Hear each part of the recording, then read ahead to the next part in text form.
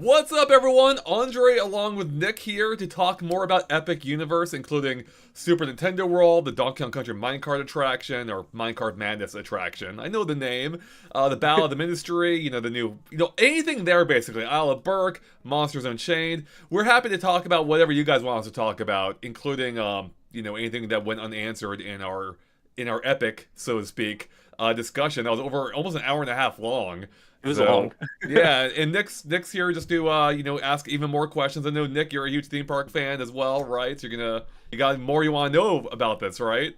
Yeah, like I guess one of the first things that I don't know if we even covered in the review is how many actual what do I want to call them, shows are actually at the park, right? Because I think there's only, if I'm corrected, there's only two. Correct. Currently. Okay. Yeah, there's only and those two being what is it, Harry Potter and then How to Train Your Dragon shows? Correct. Yeah, I forget the actual names of them. I saw one of them. I saw the How to Train Your Dragon one. I did not see the Harry Potter one. I almost did, but I'm like, I was under a time crunch. I'm like, I'd rather go on, the Monsters Unchained ride than watch a show. Yeah. And I think I made the right choice there. But I'm sure the show's amazing. I would have loved to have seen that too. So, real quick, shout out to some of the people in the chat, including channel members, being Clifford Longhead, who says hi, and then Joey, who says, hey everyone, hey Joey. And yeah, good seeing both of you here. Yeah. Anyways, wait. Christian asks, was it worth $80? Wait, what are we talking? What's $80? Is it Mario Kart? We're not talking about Mario Kart. Yeah. We'll talk about the Mario Kart ride, but we're not like the Mario Kart the new game. Yeah, is something else worth $80? Like, or something of the park? I'm a little confused. So, Stream asks, how big is the theater for Dragon Show? For the How to Train a Dragon show, it was decent size. It's not massive. I would say it's comparable to probably, I want to say, like Muppets 3D. I was thinking Muppets in my head. Yeah, I got some pictures of it. Let me see if I can bring this up here real quick, chat. I was trying to experiment with just, where are these pictures at? Hold on. But I don't think I showed these maybe I showed them in the video a little bit. Oh, maybe it's a video I took. Oh, here's a video of it, I think. Let's see if this works, chat. I'm just trying. I'm winging this, all right? There we go, all right. Let me know if the audio is annoying at all. But yeah, so you can see the theater here. I wasn't able to record the show itself. But this is completely indoors, right? Like there's no aspect of outside or any light coming in from outside. No, it is completely indoors, fully enclosed. It's something that Disney hasn't done in all their shows at Disney World, so I would like if they did. Yeah, here we go. Pretzel, but yeah, I mean, so it felt like, yeah, I'd say Bugs Life 3D sized. Not massive. I think it's smaller than, like, say, the Finding Nemo show at Animal Kingdom and the Lion King show as well, because that had stages all around, or seating all around the stage. Yeah, Armin says here, did they play the DK rap on loop at all? I mean, I was in such a hurry. I didn't hear too much of, like, I wasn't paying too much attention to the surrounding music. I'm pretty sure if I heard the DK rap, I would have noticed it, though, so I don't think it was there. Yeah. It'd probably be the only music with lyrics in like the Mario and Donkey Kong area, right? Like nothing else would be singing or rapping over. It'd just be the music from the games, right? Like you wouldn't hear any lyrics, anything else. Yeah, I think right. That's all you would hear. I think you wouldn't hear any music. So I think it would probably take away a bit from the land had they had the DK rap. So. Leo says, hello, GameXplain. I've enjoyed a lot of watching your videos about the Epic Universe, and I only have one question. Is it possible to see the Epic Universe and Super Nintendo World coming to Europe? Yeah, well, I think it's possible. The Europe, I'll be fully honest, I haven't been following the rumors too much of the European park. Is that set to be a full-scale park? If it is, then I think Super Nintendo World would have a good chance of showing up there eventually. Because I know they are exploring making smaller parks too, like in, is it Dallas in Texas here? They built one somewhere in Texas, and that's said to be like a more like younger focused park, like Legoland, for instance. So I was just thinking Legoland. Yeah. We got a super chat from DJ. Thanks, DJ, who says, Donkey Kong Country is my childhood game. Did this park give you DKC vibes? It definitely did. I mean, it's specifically more Donkey Kong Country Return vibes, but that ties into Donkey Kong Country, But of the two, it's obviously more focused on Donkey Kong Country Returns. But they did a great job capturing that game. I mean, I honestly think they did a better job when it comes to the land and the ride itself. Altogether, it does a better job of feeling like Donkey Kong than the Super Nintendo World portion feels like Mario. Taking into account the ride as well. I think both are great, don't get me wrong, but they really nailed it with the Donkey Kong sections, more my point. So, although I wish it were a little bigger. It's a little small. There's not a whole lot to do there, but it's really cool for what it is. And the ride's amazing. I was gonna say, like, the only thing really missing from the Donkey Kong Country area to make it feel more like the original games on Super Nintendo is like King K. Rool, right? And the Kremlins. Hmm. Like, that's if it had that, it'd feel a little bit more like the original Donkey Kong Country, right? It Like the would, only villains absolutely. there are like the Tiki ones, right, from Donkey Kong Country Returns. Yeah, it's focused very much on every aspect of Donkey Kong Country Returns. So yeah, it's about the Tiki dudes or whatever, and the Tiki King. Can't remember even remember their I can't names. remember either. Yeah, I mean they worked. I mean they work for what the ride is. I mean I didn't mind. I mean I'm not a huge fan of the Tikis, but they worked fine on the ride. And I mean to be honest, even they don't play that big of a role. Like you see the Tiki guy once, I think. And then the rest are like the other minions. You know, you have like the statues that fall. You have or the screaming statues, I guess. You also have like the minecart mole guys. And yeah, the rest is more about just like the experience of riding a minecart, which is amazing. So Oh wait, Andre, something we didn't cover, and I'm not sure if you even got to see it, but what's the pre-show like for Donkey Kong Minecart?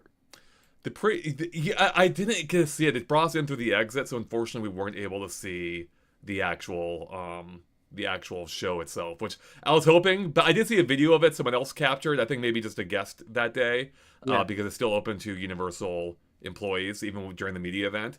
And yeah, so it's. I mean, we've seen the pre-show in Japan already. The U.S. one seems identical from what I saw, and Cranky speaks English now is a big difference. So Oh, so that's it. Like there's no screens or anything. Like you just walk in, Cranky talks, probably talks about the ride, I assume, and then you go on it from there. Like you're not watching yeah, like a little video or anything. yeah. No, there's no video. There's just Cranky and Squawks talking to you. So yeah. Ace asks, is Epic Universe opened? I will be there in 2 weeks at the end of April. It's not officially open yet. There's always a small chance it could have like early soft openings, but that does seem a little soon, perhaps. I wouldn't count on it. I mean, it is open to staff right now and their friends and family, along with media for the one-day event that I went to. But it's not opening officially until I think May 22nd, so or Yeah, I think the around that date. 22nd. Yeah. Yeah, and with that too, Andre, did everything seem pretty operational? Like, does everything seem like smoothly and ready to go for the public when it does open next month? Real quick, Joseph, that's awesome. You got tickets. Heck yeah, you'll have a blast there. Yeah, everything. From what I could tell, almost everything. Or I think everything was open. All the Yeah. rides, including Battle of the Ministry, for the first time ever. No one had ridden on, as far as I'm aware, before the media day. They weren't even allowing the Epic employees and their friends and family to ride. It was only media. So we went in. There was like no queue at all, no line, which is great for pictures because we got to see like the full room, which is sadly something most people won't. I mean, granted, they will see the full room, but not empty like we did. You know, be full of people. It's apparently they were telling. I think they were saying that it has capacity for like 8 hours. I don't know if that's entirely true, but it's a lot of people they can cram in there. In any case, yeah. But the stage shows were open. It seemed like a lot of the meet and greets were running. Like I met Toothless. I didn't run into any of the Mario cast, but that's not to say they weren't there. I think I saw some people like with videos of Toad, for instance. So yeah, it seemed like pretty much everything was going, which is impressive. Like that park's ready. Yeah, that is pretty impressive that everything's in full motion, ready for next month with no hiccups. And then, like you said, you were the first ones to Well, there is ride. a hiccup. Finish. Big Oh, hiccup from yeah, How to Train a Dragon. But yeah, so it's really well done. Everything. Oh, here's a And question from Mark for yeah. you, Andre. How's the food station at the new park? Did you sample anything in particular tasty? Did you try Unfortunately, anything in the park, or was just no, everything not really. I outside? was in line for the DK banana or the barrel drink they had for a while. For like a couple minutes, but that's what the group wanted to do. But I was offered I was like on a tight schedule, so I was offered the ability to go on a ride instead, like another ride I hadn't seen yet. I took that because I really wanted to experience more of the park rather than the food. And I had the food at Super Nintendo World. I liked it a lot, but and I would love to try the banana drink. But no, otherwise we provided food for media for lunch that day. But I don't know if that was actually anything from the park itself. It may have just been like a catered thing they brought in. So Yeah, and I guess here's another thing. Like speaking of food, and since everything was open at the time, did you see people or like customers going into um the gift shops and like purchasing goods afterwards, or were those completely shut off to the public? Or I Sorry. guess not the public. Like, so, like, were you Yeah. guys able to like buy like any Yeah, souvenirs from any of the gift from shops? what I could tell, like most, if not all, the stores were open. Like we actually, I didn't talk about this in our discussion, but the first thing we saw, for better or worse, so it's like I just want to get to the rides, but it took us into, I forget what it's called, but like one of the first stores you see when you enter the park in Celestial Park, more accurately, on the right is like the Santa Claus shop, because Santa Claus is involved in the backstory of this park somehow, and you go inside and they have like I believe some like snow falling effect. I didn't see it myself, but our guy was talking about it. And yeah, they had like, all kinds of merch in there. There's also a whole Super Nintendo World store outside the Super Nintendo World that's where I took a picture of like a stained glass Link, and they had all kinds of merch in there as well. But again, I didn't have any time to really explore, so I skipped out most of the shops just because I was so focused on the overall park. So So I guess even with skipping out on the shops and like more of the traditional rides, or even like Disney and the traditional rides over at Islands of Adventure or Universal Studios, like usually end up in the gift shop. Is that still the case for a lot of these rides? Like when you're finished, like Monsters Unchained, are you in a gift shop at the very end of the ride? no, actually, now that I think about it, there's a few after Mario Kart end up in that gift shop. I'm trying to remember. I don't think Stardust Racers didn't have anything like that. Monsters Unchained. Maybe Monsters Unchained did. Battle of the Ministry, oh god, so much. A lot of this is a blur, Yeah. I think Battle of the Mystery. No, we did drop off in the gift shop there, so it's dependent. Some rides have it, some Okay. rides don't. I don't have the exact breakdown for you, but oh, we got Switch Stop in the comments. Another Nice. Nintendo YouTuber. Good seeing you here, Switch Stop. They say, were there any areas in Super Nintendo World that look like they could lead to future expansions? Like areas that could lead to currently undeveloped backlots? Would love to see any non-Mario/DK world. Oh, sorry. Would love to see a non-Mario/DK world eventually. That's a great question, because that's something I had like looked at from like Google Maps before. Like, is there like space for them to easily add an area to expand into? Directly from the park that exists right now. And no, I didn't see any obvious areas where they could, like add another tunnel or something. That's not to say they couldn't, but from what I've seen, both in the park and out of the park, I don't know where they would easily add that. So yeah, they could make it work in the future, and there is room for expansion. I just don't know how that would connect, or maybe it would be its own portal, perhaps from the hub. So yeah, thanks for asking. Yeah, if there is room. They hit it well, because I have no idea where it would even go. I mean, to that point, like the entrance for the Donkey Kong Country area already almost feels kind of hidden. Like you have to go down like almost like a Mario World alleyway, and that takes you to the tunnel leads to Donkey Kong. It does feel like you're exiting the Mario World to an extent before you reach DK. So Yeah, it'll be cool if they keep like all the Nintendo stuff like cohesive together, like whether they add like Zelda or Pokemon in any way. But I think the strategy of Harry Potter has worked with them so well of separating it between multiple parks. I think that's what they might end up doing with the Nintendo IP. It's like, oh, we have the Nintendo IP. If you want to go to Super Nintendo World, it's just Donkey Kong and Mario. And if you want to go see the Link ride or Link attractions, it's going to be in like Islands of Adventure or Universal Studios. yeah, I think that's a safe bet that they're going to spread it around. Although have been rumblings of like a Luigi's Mansion expansion at the Super Nintendo World currently at Epic Universe. But yeah, like Zelda would go to the studios possibly, or rather Islands of Adventure, I think, and then Yeah. Pokemon's rumored for studios, I think, as you were saying. Joey says, "I wish Super Nintendo World in Hollywood was bigger." I know it was pretty nice seeing it at like the full scale as originally imagined as, before being shrunk down for Hollywood. And to their credit, they did a good job with the space they had at Hollywood. But seeing it like at full scale as in Japan was really nice. I really loved seeing the park as it was fully intended, and it feels grander, which is what you'd expect Mario to feel like, so I really appreciated that. Hey there, Jenna, good seeing you. Yeah, that was the first time I got to see Super Nintendo World. It was at Universal out in California, and it is on a much smaller scale. It's just unfortunate the lack of room that they have to work with over at that theme park, because there's not much. Right. It's a very bizarre. You're riding the escalators, you're going up and down. Like, oh, here's where Harry Potter is, but you go all the way down, and here's It's Jurassic Park. it's Like, it's very everywhere. disjointed. That's the thing Yeah. they could really improve at Hollywood if they ever are able, is like just improve the kind of like well, maybe the general theming for one, and like the way the lands transition to each other. Like the lower lot has some of the best rides, but like it's such a disaster thematically. And, You have like the mummy right across from Jurassic Park. There's no and like, Transformers is right yeah, there. It's right. like nothing of And, this makes and sense. Transformers just looks like a big ugly building in the middle of nowhere, and then you turn left from Transformers to get to Super Nintendo World, and it just all like looks really ugly. I like Hollywood. Don't get me wrong. I like the park. Yeah, I do too. Yeah, it's a fun park. I think for what it is, they do a really good job. And Secret Life of Pets is secretly a great ride, so to speak. But yeah, they really need to work on that theming. And my hope, I like the Transformers ride, but of course I wouldn't mind to demolish that just to make room for more Super Nintendo World or something, you know. Joe asks, how did you get connected to Universal for the media previews? Did you reach out to them? Yeah, so I had a contact from our Super Nintendo World Hollywood event, as we're just kind of talking about, and so I reached out to them. They put me in contact with the Orlando team, and that's how it got rolling. And I'm so happy that I was able to visit the park. It was a lot of fun. So, Joe Yeah, says, speaking of, "Oh yeah, go ahead." go ahead. I was going to say, speaking of California again, I hope it was my first time actually seeing this attraction, Waterworld, over at California, and it is amazing. I had such a good time watching that, and I have no connection to Waterworld. I've never seen the movie or anything. No one has. As a show, it's the show's amazing. It's really good. Haunted Xperia Play says, did Handray go with you? Yeah, Handray has a habit of going with me everywhere. He's like a shadow that follows you around.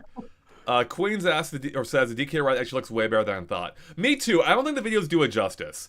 I think that land and ride are really good. And I will be honest, like I was one of those people who was kind of nitpicking it from some of the videos. But going on it, it's actually a pretty different experience. The only exception is the cavern, the or the crystal cavern, which I don't know what happened there. Like, did they just completely run out of funding somehow in both parks for that room? Because it is kind of a mess. You have like a lot of light bleed in from the outside, which is, it probably looks better at night without the light bleed. But then you have like the unthemed walls, like a single sad crystal in the middle. Like, doesn't it all feel like a cavern? You know, it feels like you're in a room with a crystal in it. I don't know what happened there. Yeah, Andre, so that transition when you go in from outside to the cavern, there's like not crystals on the wall, right? Like, do you know that you're going into a cave, or is it just like, oh, I'm going into a room? No, but I think it just looks like the temple, or yeah, I think it's more themed to the temple at that point. So it's really weird. Haunted Xperia Play says, didn't Waterworld have a game? Yeah, I think on Super Nintendo, and if I remember, no, I was going to say something. It was on Virtual Boy. Oh, Virtual Boy. Yeah, actually, I think that was it. That's right. My God. Maybe that's why no one remembers it. It had a game on Virtual Boy. Jeez. One of 14 games. Yeah. Anything else in the chat here you see, Nick? Let me see. We got a comment from Puzzle here. I really hope Donkey Kong's redesign is temporary. I hope so too, and like we were talking about this before, it's unfortunate for Universal, right? Because they're using the rare design of Donkey Kong and not the new old design for Donkey Kong, which is probably on all the merch and the mascot too, or the meet and greet character Donkey Kong. So it is a little odd. I guess with that too, does Donkey Kong have an animatronic on the ride? Yeah, he does. There's a couple of them, actually. So Okay. Obviously there'll be some light spoilers here, everyone. I apologize if you are avoiding them. I'll try to avoid anything too specific. But yeah, there are a couple of Donkey Kong animatronics, and you only see one of them for like a brief second, and then you see the other for, actually quite a bit longer, and that one's a little bit more, interact or more detailed, I suppose, in animation. And then, yeah, there's other, Kongs too, of course. It's not just Donkey Kong. There's Diddy there. You see Dixie early on. Cranky's in the queue, and he's an extremely impressive animatronic. Again, I didn't see him in person, but we know from the videos that, yeah, he's awesome looking, so.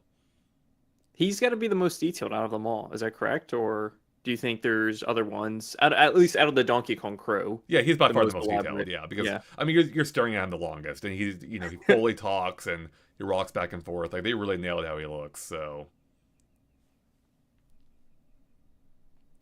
Puzzle is hoping Donkey Kong's redesign is temporary. Did you say? Oh, did you read that one? I think you may have. Yeah, that's okay. What led into this one. Yeah. Gotcha, yeah. Again, Puzzle also says, would you guys live in a timeline where Nintendo kept Rare? I mean, I would love that just because Bandit would still be alive. I really do think to some degree that was like partly why Nintendo really faltered in the GameCube era. Like, they didn't have the amazing support of Rare to back them up, both in terms of breadth of experiences, but also the number of experiences. Like, Rare carried the N64 hard. If Nintendo didn't have Rare then, they would have been really screwed. And I think we saw that to a degree with the GameCube era, where, they didn't have quite the level of support that they could have used. And that's also probably why we saw some really weird crossovers during that era, like Mario appearing in all kinds of random non-Mario sports games, and snowboarding games, and then also even like we had some some extra second party support with like Eternal Darkness, for instance, which is cool. I'm glad that happened, but I would have loved. I think Rare would have been able to provide more experiences a la that. So Yeah, like you said, they carry the N64, and not just in one type of genre. It's just like, oh, they're going from shooters with Perfect Dark and GoldenEye to platformers like Banjo-Kazooie and Conquer to even like, what is it, Blast Corps or whatever, Blast Corps, Blast which Corps, I don't yeah. even know, destruction game, and then not King of Fighters. I was gonna say, what's their other fighting game? Oh, why can't I think of it? Killer Instinct. Killer Instinct, yeah, like they're just all over the place, and they did such a good job carrying Nintendo during the N64. But like you said, they were kind of missing on the GameCube. Yeah, absolutely. But let's bring it back to the park here. So, Yeah. Sneaker says every character from Diddy Kong Racing would have gotten their own game. Yeah, that would have been nice. Jenna says Super Nintendo World is absolutely amazing. It really is. Like I said, I can't stress enough the scale of it in Orlando and I assume Japan as well. It really adds to it. There's so much more going on. So many more animatronics. Like I came across a Shy Guy that's non-Hollywood at all. Sadly, I saw Spinies moving around, Bullet Bills that are like really you have to really look hard for them. And I realized looking back too in one of my videos. Actually, let me see if I can find the video here. I can put it up on screen for a second. Where is my? Someone left a comment about, I don't know if this is what you're bringing up right now, but there was a Pikmin. Yeah, it was a Pikmin. I came across a hidden Pikmin. Oh, here it is. I think here. Let me see if this works, chat. The one thing we did not have in Hollywood are stairs. Oh my god, there. Wait, maybe that wasn't it. Hold on. Where's this Pikmin at? I think it's like when you The one thing we did not have is that's what I'm doing right now. are stairs. Oh my god, there. I pulled it up on my end, but it's gonna be a little bit delayed. Maybe that's the wrong. That may not be the right video. Hold on. I've got another one here. Wait. I think you're like walking down the stairs. Yeah. This has gotta be it, right? Yeah, I haven't noticed it in person. I didn't even notice it either, and then someone pointed out like, oh, there's a Pikmin to the right. Here it is. Right there. Right there. A little Pikmin with the coin. Yeah, look at that. I didn't even see that in person. I will say, like, I was like looking at through my camera lens a lot of the time, which is not the ideal way to experience a park. I mean, I looked around the course too. But so looking back, like, oh, that's a fun detail that I missed, Pretzel K with a super chat. Thank you. The message was retracted, so I don't know what they said, but appreciate the super chat. If you repost, I'll read. Oh, here they go. Someone else named Puzzle, or I keep mixing up Puzzle and Pretzel. Puzzle and Pretzel, yeah. Puzzle Portal says, should they add Pauline? Hey, I'm a big Pauline fan, so yeah, I would absolutely be down for Pauline. Add her to Mario Kart, that'd be a great way of like adding value to that attraction down the line. Yeah. Puzzle Portal says, one more question: should King K. Rool be in Donkey Kong Country in Super Nintendo World? Absolutely, I am pro King K. Rool in anything. I would love to see him there, even as a meet and greet. Like it'd be so fun to just gave him like a little like a ship that ran aground maybe or something. I might pick. They don't have the room for it right now, but even if not, just make him a character that meets with you. I don't care. And I don't think that'd be too difficult to do, right? Like just put someone in a giant like crocodile alligator suit with a big belly and a crown. Like I think it'd be pretty easy to make a costume for that. I love that. Pretzel K says, sorry, can you compare the forces on the DK ride to any other coasters or rides? Yeah, I mean, the forces aren't super intense. Like, it's probably closest to Slinky Dog. In terms of force, it's probably, like, because there are parts where you get boosted along, like, with the barrel cannon. And that probably is similar to the Slinky Dog Dash or whatever at Disney Studios, that coaster, which I quite like a lot. But beyond that, though, the rest of the sensations are really unique. Like, it almost feels like they added, like, this is a bad example, but like they added giant rumble packs to the controller, right? More in the sense like it feels like really rickety and rockety, which is exactly what you would want, and that's something I haven't really experienced intentionally on any other coaster before. Of course, I've played the coasters that are unintentionally rough. This one feels deliberately rough, and I love that. And particularly in the cavern I mentioned earlier, when you're jumping from the broken track to the broken track and then back again, you feel that, and I've never felt that in any other coaster. It's really cool. So, Andrew, does it feel more like a wooden coaster then? Because I've been on a few wooden coasters. I'm like, oh, these just feel rickety and not too stable. I don't know if it's because of their age or... It does feel a little like a wooden coaster, I suppose, right? But, again, like, with it being more intentionally, like, you're feeling that ruggedness in intentional areas rather than with the wooden coaster where it's just kind of like, oh, it's warm today. It's just going to be a little looser, So, a Labo section will be amazing Haunted Xperia play. Connor says, I mean, in the Donkey Kong theme park, we had the Tiki Tak tribe as the main villains in the Donkey Kong theme park since it's based around DKC Returns. Yeah, exactly. Like, that's the biggest tell that it's based on DKC Returns specifically is the villains, so... Oh, here's a comment from Joe. Did you get to see the park at night? I don't think you did, Andre, right? Like, you were only there until... Yeah, I mean, especially with the later days we're having now with the time change. Yeah, I don't think anyone really... Because, hold on, actually, let me look at the time... I had to leave a little bit early, but... Hold on, Orlando time, or Orlando sunset time. 7:40. Yeah, the event is wrapping up about an hour before the sun even started setting, really, or before there was sunset. So yeah, no one saw at night. Sadly, I would have loved to have because based on the leaked pictures we've seen, of like from drone footage, like it looks amazing at night. So I would have loved if they ran the event a little bit later. Not that I would have been around for it, but I had to leave earlier anyway. But Eternal. Oh, go ahead, please. I was going to say, the one shot that you have where the Pikmin is, I don't think you have it up right now. I have it paused on my computer, but you can't see anything here. Like, I mean, like, you see all of Nintendo World, and that's it. Like, and you see the clouds. You don't see any other structures peeking in from any other lands, which is one of my favorite things because it just feels like you're in Mario World or Super Nintendo World. Like, that's it. There's nothing else around you. Yeah, that land actually probably did some of the best job at that. Actually, also Harry Potter, because you feel like when you're in that Paris section, I don't think you can see anything. Those buildings are so freaking tall. Like, it feels like you're in a whole different area. But Super Nintendo World also similarly does a great job. I think I mentioned earlier, the land that's the weakest at that, unfortunately, is Isle of Berk. Because you can very easily see, like, Stardust Racers in the hotel. And I think, once the trees grow in, that'll be less of an issue. But it does take away, it's unfortunate, but it does take away from, like, what's supposed to be, like, an isolated island, theme, to where it's like, well, I can just literally see, like, more land right there,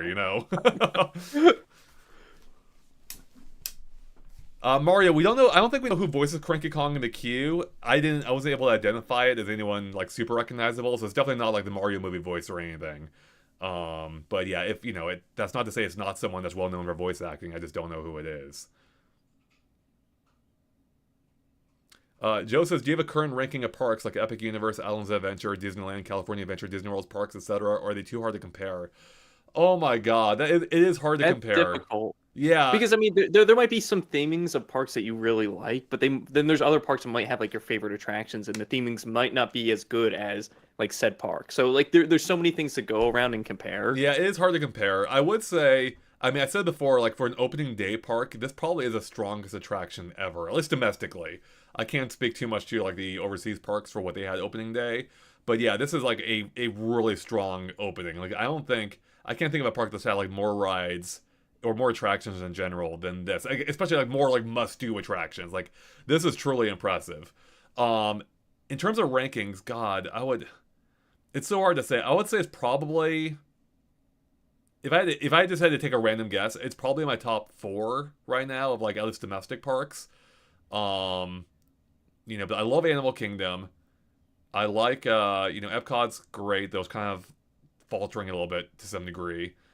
In that they don't quite know what the theme is anymore, which is sad. Yeah.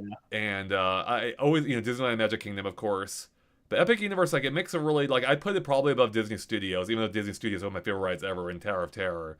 But definitely Epic Universe is more cohesive than that. So, yeah, it's so tough to rank, and I need to go back again and really, like, experience it without having to worry about covering it and being able to really focus on all the detail of it all, so... Julie loves the Transformers ride. I do too. I think it gets people crap on it more than it deserves. It's a fun ride. I crap on it, but I love that track design or that ride vehicle because Spider-Man is one of my favorite Universal rides ever. So to just see a place with another IP, it's fun. But like, I think when I went on it last, I'm trying to think what I did before. Maybe the Mummy before, and then I was on Mario Kart, and then I went on that. And I was like, oh no, I did Harry Potter before it. Yeah. And I felt a little motion sickness on Harry Potter, and then I went to Transformers. I was like, oh no, I'm not feeling too great on this one. Oh yeah, that's a rough combo there. Yeah. Yeah. Oh man. Sonic won't let me leave my room. Please help. Oh God, are you okay? Asks, how close to Epic is the main parks? Is there buses to and from Epic to the other parks like Disney? Yeah, That's a good question. Yeah, I didn't experience the distance myself. But I was staying at a hotel on the new Epic Universe parcel of land, or that whole expansion they've done there. And from that hotel, it's like a 2-minute shuttle ride, which is amazing. If you're staying at the other parks, I believe they're a couple miles away. Now, again, I didn't experience to travel myself. I imagine it's going to be pretty quick. I think I've heard that they're going to have like dedicated bus lanes or shuttle lanes for the park, so it's probably not too bad, but it's going to definitely be longer than, if you're staying on property at Epic Universe itself. But I wouldn't worry too much about it. I think no matter what, you're gonna have a great time. And yeah. I think we were kind of spoiled with Universal Studios and Islands of Adventure being like a 5 or 10 minute walk from each other. It's just like, oh, let's just go to one park, then you can just go right to the other. Exactly. But hearing that, like, you can just jump on the bus and it's not too far from it. It's still a nice treat. Yeah, it's probably not too different from like the travel time at many parks at Disney World to their own parks. It's probably even shorter than some of them, I'd guess. So there's some hotels that take a while to get to some of the parks at Disney World. So. Oh, wait, here's a question, Andre. Armin says, what was there to do with the DK bands, if anything? There was interactions with it, right? Yeah, I believe, I think they interacted with the Kong letters. I touched one, and it did something, and I don't know for sure if that was because I had a band on or not. I would assume it's because I had the band on. I forgot putting the band directly at it, but I don't think it mattered. It reacted regardless. Or in that, I mean, rather, I think it may have reacted because I had the band on, but I didn't have to face it directly at it. And honestly, I don't think there's a whole lot else. I might be missing more. I didn't have a whole lot of time to explore the land itself, unfortunately, but it's definitely not on the same level as like Super Nintendo World itself, with, where there's interactives everywhere with like the question blocks, the games you can play, the visors you can look through, and of course even the Mario Kart ride itself. The scanners actually work here. They're not all broken like in at Hollywood right now, which they're apparently replacing, by the way, in the Mario Kart ride, but yeah, they actually work here, so that was nice. And Andre, I was hoping that if you collect the letters, like, you unlock something, because that's something that you do in Super Nintendo World, or at least the Mario portion. If you do all the challenges, right? Don't you I'm get? sure you get stamps here too. You get the Bowser Jr. challenge or something. I didn't do it here, so yeah.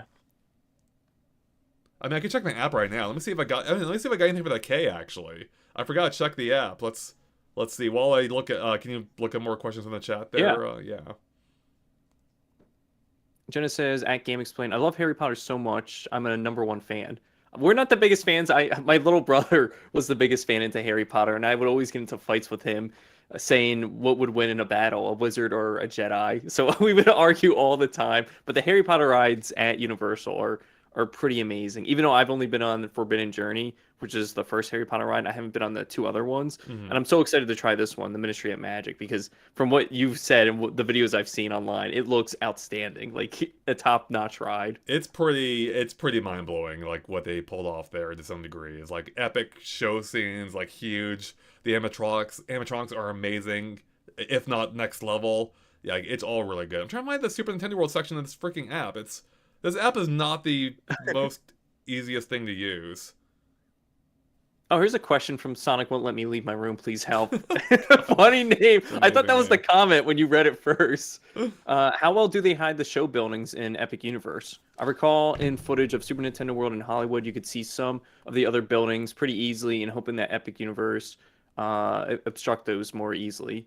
Yeah, they do a pretty good job compared to what they're saying. Yeah, they actually really do. I mean, like I mentioned, there are a couple of times when you can see like areas of the park from one another, like in Isle of Berk. I don't recall seeing any show buildings. No, I think they did a really darn good job hiding them or concealing them. Like in Harry Potter, like you don't see that ride building at all. Like the Paris streets or fronts, like completely obscure it. And Super Nintendo World is all hidden by Mount Beanpole. I mean, if you're outside the park, then you can see the show buildings. Like I believe, like I remember my hotel room was facing the backside of the Donkey Kong segment. You could see that it's not as themed. It's themed at all really on the backside. You can still make out what it is. But yeah, I don't recall seeing any show buildings. I'm trying to, but I was like looking around, like anything from Monsters at all. No, like Frankenstein's Castle seemed to, or Dr. Frankenstein's Castle seemed to cover it up really well. So yeah, no, they did a great job. I don't recall seeing anything, but I do remember standing in line for like Forbidden Journey at Universal Studios, and we were in the extended queue going through the garden, and like you can straight up just see the show building. You look up, I'm like, what are you guys doing? Like, the land itself is amazingly thin. It's like you skipped on this part though. Like we're supposed to be at Hogwarts. I can see the show building that's not clearly not Hogwarts. Like what's going on here? And it probably has like a number on the sign, like 62 or something like that. It's just like, wait a minute, I know what building this is. Like it just takes you out of it. It does. Eternal Gamer asks, I need to know between all the Universal parks in Florida, not counting the water park, what is your favorite ride? Okay, so 2 disclaimers. I've not even done the water park, so that works out for you. I haven't done it either. And I also have not gone on a Velocicoaster yet. I might, to be completely honest, I might say that my favorite ride, and I have to go on again, so it may not be a fully fair comparison. I loved Hagrid's. I thought that ride was amazing, and that might still be my favorite Orlando Universal attraction. But I will say the rides that got closest at Epic Universe, and again, I'd have to go back on Hagrid's again to see how they compare. Stardust Racers is amazing for kind of like a more pure coaster experience. Fantastic. I love that. Then I also, Battle of the Ministry is also really impressive. I need to go on that again, do like better take in everything. If I had more of an attachment to Harry Potter, I probably would have like had my mind completely blown. And the Monsters Unchained is also very impressive, but there's so much going on there. I again need to go on it again to like kind of parse that experience out, So, but they're all really impressive, and also Donkey Kong too, really well done ride. I mean, I wouldn't mind it myself if it were just a little bit more thrilling, but for what it is, still really great. And I had a blast. So yeah, but I think Hagrid's is just an amazing ride as well, and it's almost hard to compare all these, because they're all very different experiences. I still need to go on Hagrid's. I haven't been to Universal, at least in Florida, in maybe like 7 or 8 years, probably even longer than that. But if I were to rank some of my favorite rides there, Spider-Man might be my number one. I absolutely love that ride. Probably one of my favorite dark rides ever. And then going to Universal Studios in California, I'm trying to think. Like, it's changed a lot since I last been there. Even though I'm not like a big thrill seeker, I really do like the Mummy. It is an intense ride, but I'm a big fan of the Mummy. I can't remember too much of it when I was there as a kid, but I've been watching a ton of videos on it. If I could go back to it as an adult, I think it would be one of my top favorite rides, which would be Jaws. The Jaws ride is so freaking cool. Is that still in Japan or not? It's still in Japan, yeah. I don't know if it has much longer, but it's still there currently in Japan. Yep. You have to go back to Japan at some point. Yeah, I know. We got some super chats. Thank you so much. Bowser Jr. says, How do I get to Super Nintendo World in Orlando? Do I just punch in the hotel address on my GPS closest to it, or does Epic Universe have an address? Epic Universe, I'm pretty sure, has an actual address, so you can just look up Epic Universe, GPS it. Once you get through the entrance, make sure you buy your tickets in advance, by the way. Don't go there now. It's not even open right now for the public. But buy your tickets, GPS, Epic Universe, or I don't know where you're coming from. If you're in Orlando, you probably don't need a hotel, but you probably want to get to your hotel first. And if it's in Universal property, they already have shuttles going there anyway. Anyways, once you get to Epic Universe, go through the entrance portal, into the park itself. Head left, and you'll come across Super Nintendo World. You can't miss it. It's got the giant war pipes and everything, and it's great. We got another super chat from KirbyZilla. Thank you. Asks, is a Donkey Kong ride at Universal Studios Hollywood? It sadly is not. And as far as I know, there aren't any current plans or even rumors to bring it there. That's not to say they couldn't, but they are really landlocked. But there are rumors that they are looking to expand into the space they have in other ways. So should be fun, but whether it's Donkey Kong or something else, we just have no idea.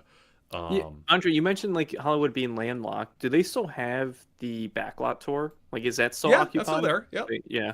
They're actually moving the entrance to that. So they're moving the entrance somewhere else, which will free up some room for them currently on that area. Furthermore, they're getting they already got rid of Fast and Furious, the ride that was taking up room in the back lot, and there's also room word that they're getting rid of the Nope set too, which is cool. But it also, I think, is near Fast and Furious, so that'll free up even more room for possible expansion. But we don't know for sure what they're doing with that land. It could be something, not nearly as exciting as a true park expansion. When you say Fast and Furious, you're talking about the first ride, not the roller coaster ride. Yeah, not the roller coaster ride. The dumb ride where Dawn rides on a helicopter or something. It's hilarious. Eternal Guard says, also big tip, if you're a Florida resident, you get a discount on tickets and hotels, I believe. I'm jealous. I wish I were a Florida resident right now, if only for that reason. So I think that might be the same case for California with Disneyland and California or Universal out there. I could be wrong, but I think they get some sort of discount. Yeah, I think they probably do. I remember when Universal Hollywood used to have amazing deals for almost anyone. They used to have deals like before Harry Potter opened. You buy a day, you get a year free. That was amazing. That's insane. It was insane. For like $59, you can come any day for a year. That was like during the more desperate era. I kind of miss it because I've always liked Universal Hollywood. It's always been a fun park, even if it hasn't been like as well themed as Disney, But now that they're becoming more of a proper theme park, especially with Harry Potter and Super Nintendo World, they know that they don't need to do that anymore. Puzzle Portal says, fun fact, did you know the original Donkey Kong game was based, or was going to be a Popeye game? Mario was originally Popeye, Pauline was originally Olive Oil, and Donkey Kong was originally going to be Bluto. I did know that. That is crazy to think that we may not have Mario as we know it, if at all, were the Popeye license not to have worked out. And I forget, yeah, did Popeye just not work out for them? Or I forget what the reason why they changed it from Popeye. But thank God they did. Because could you imagine if like Popeye was somehow Nintendo's mascot or something? They're known. This would be Super Nintendo later. It'd be like Popeye World or something like that. I don't want to live in that world. I mean, I don't mind Popeye, don't get me wrong, but I love Mario in that universe, so. Well, and that's the thing. I think Popeye is also at Islands of Adventure, right? I think Popeye might be in the comics book or the comic strip area. Like you might see him. Oh, he is. Yeah, that's right. Yeah, so... but he doesn't. Oh wait, no, he even has a ride, doesn't he? There's Dudley Do ride. No, there's a water ride, which I think is it the log flume? It's based on who's the bad guy again? It's not a log flume, no. It's a raft ride. You sit in a raft. Oh, the raft ride. Yeah. Yeah, Bluto, right? I think that's Bluto something. I'm waiting to see if anyone in the chat knows. But anyways, I got soaked on that ride. It ruined my phone. It literally broke my phone, or so I thought. And so I had to get, not this time, this was a few years ago, I had to get another phone while I was there, but I couldn't reach my friends who were coming in the following day. But then my phone started working like a week later. I'm like, oh, great, cool. Now I have two phones, so...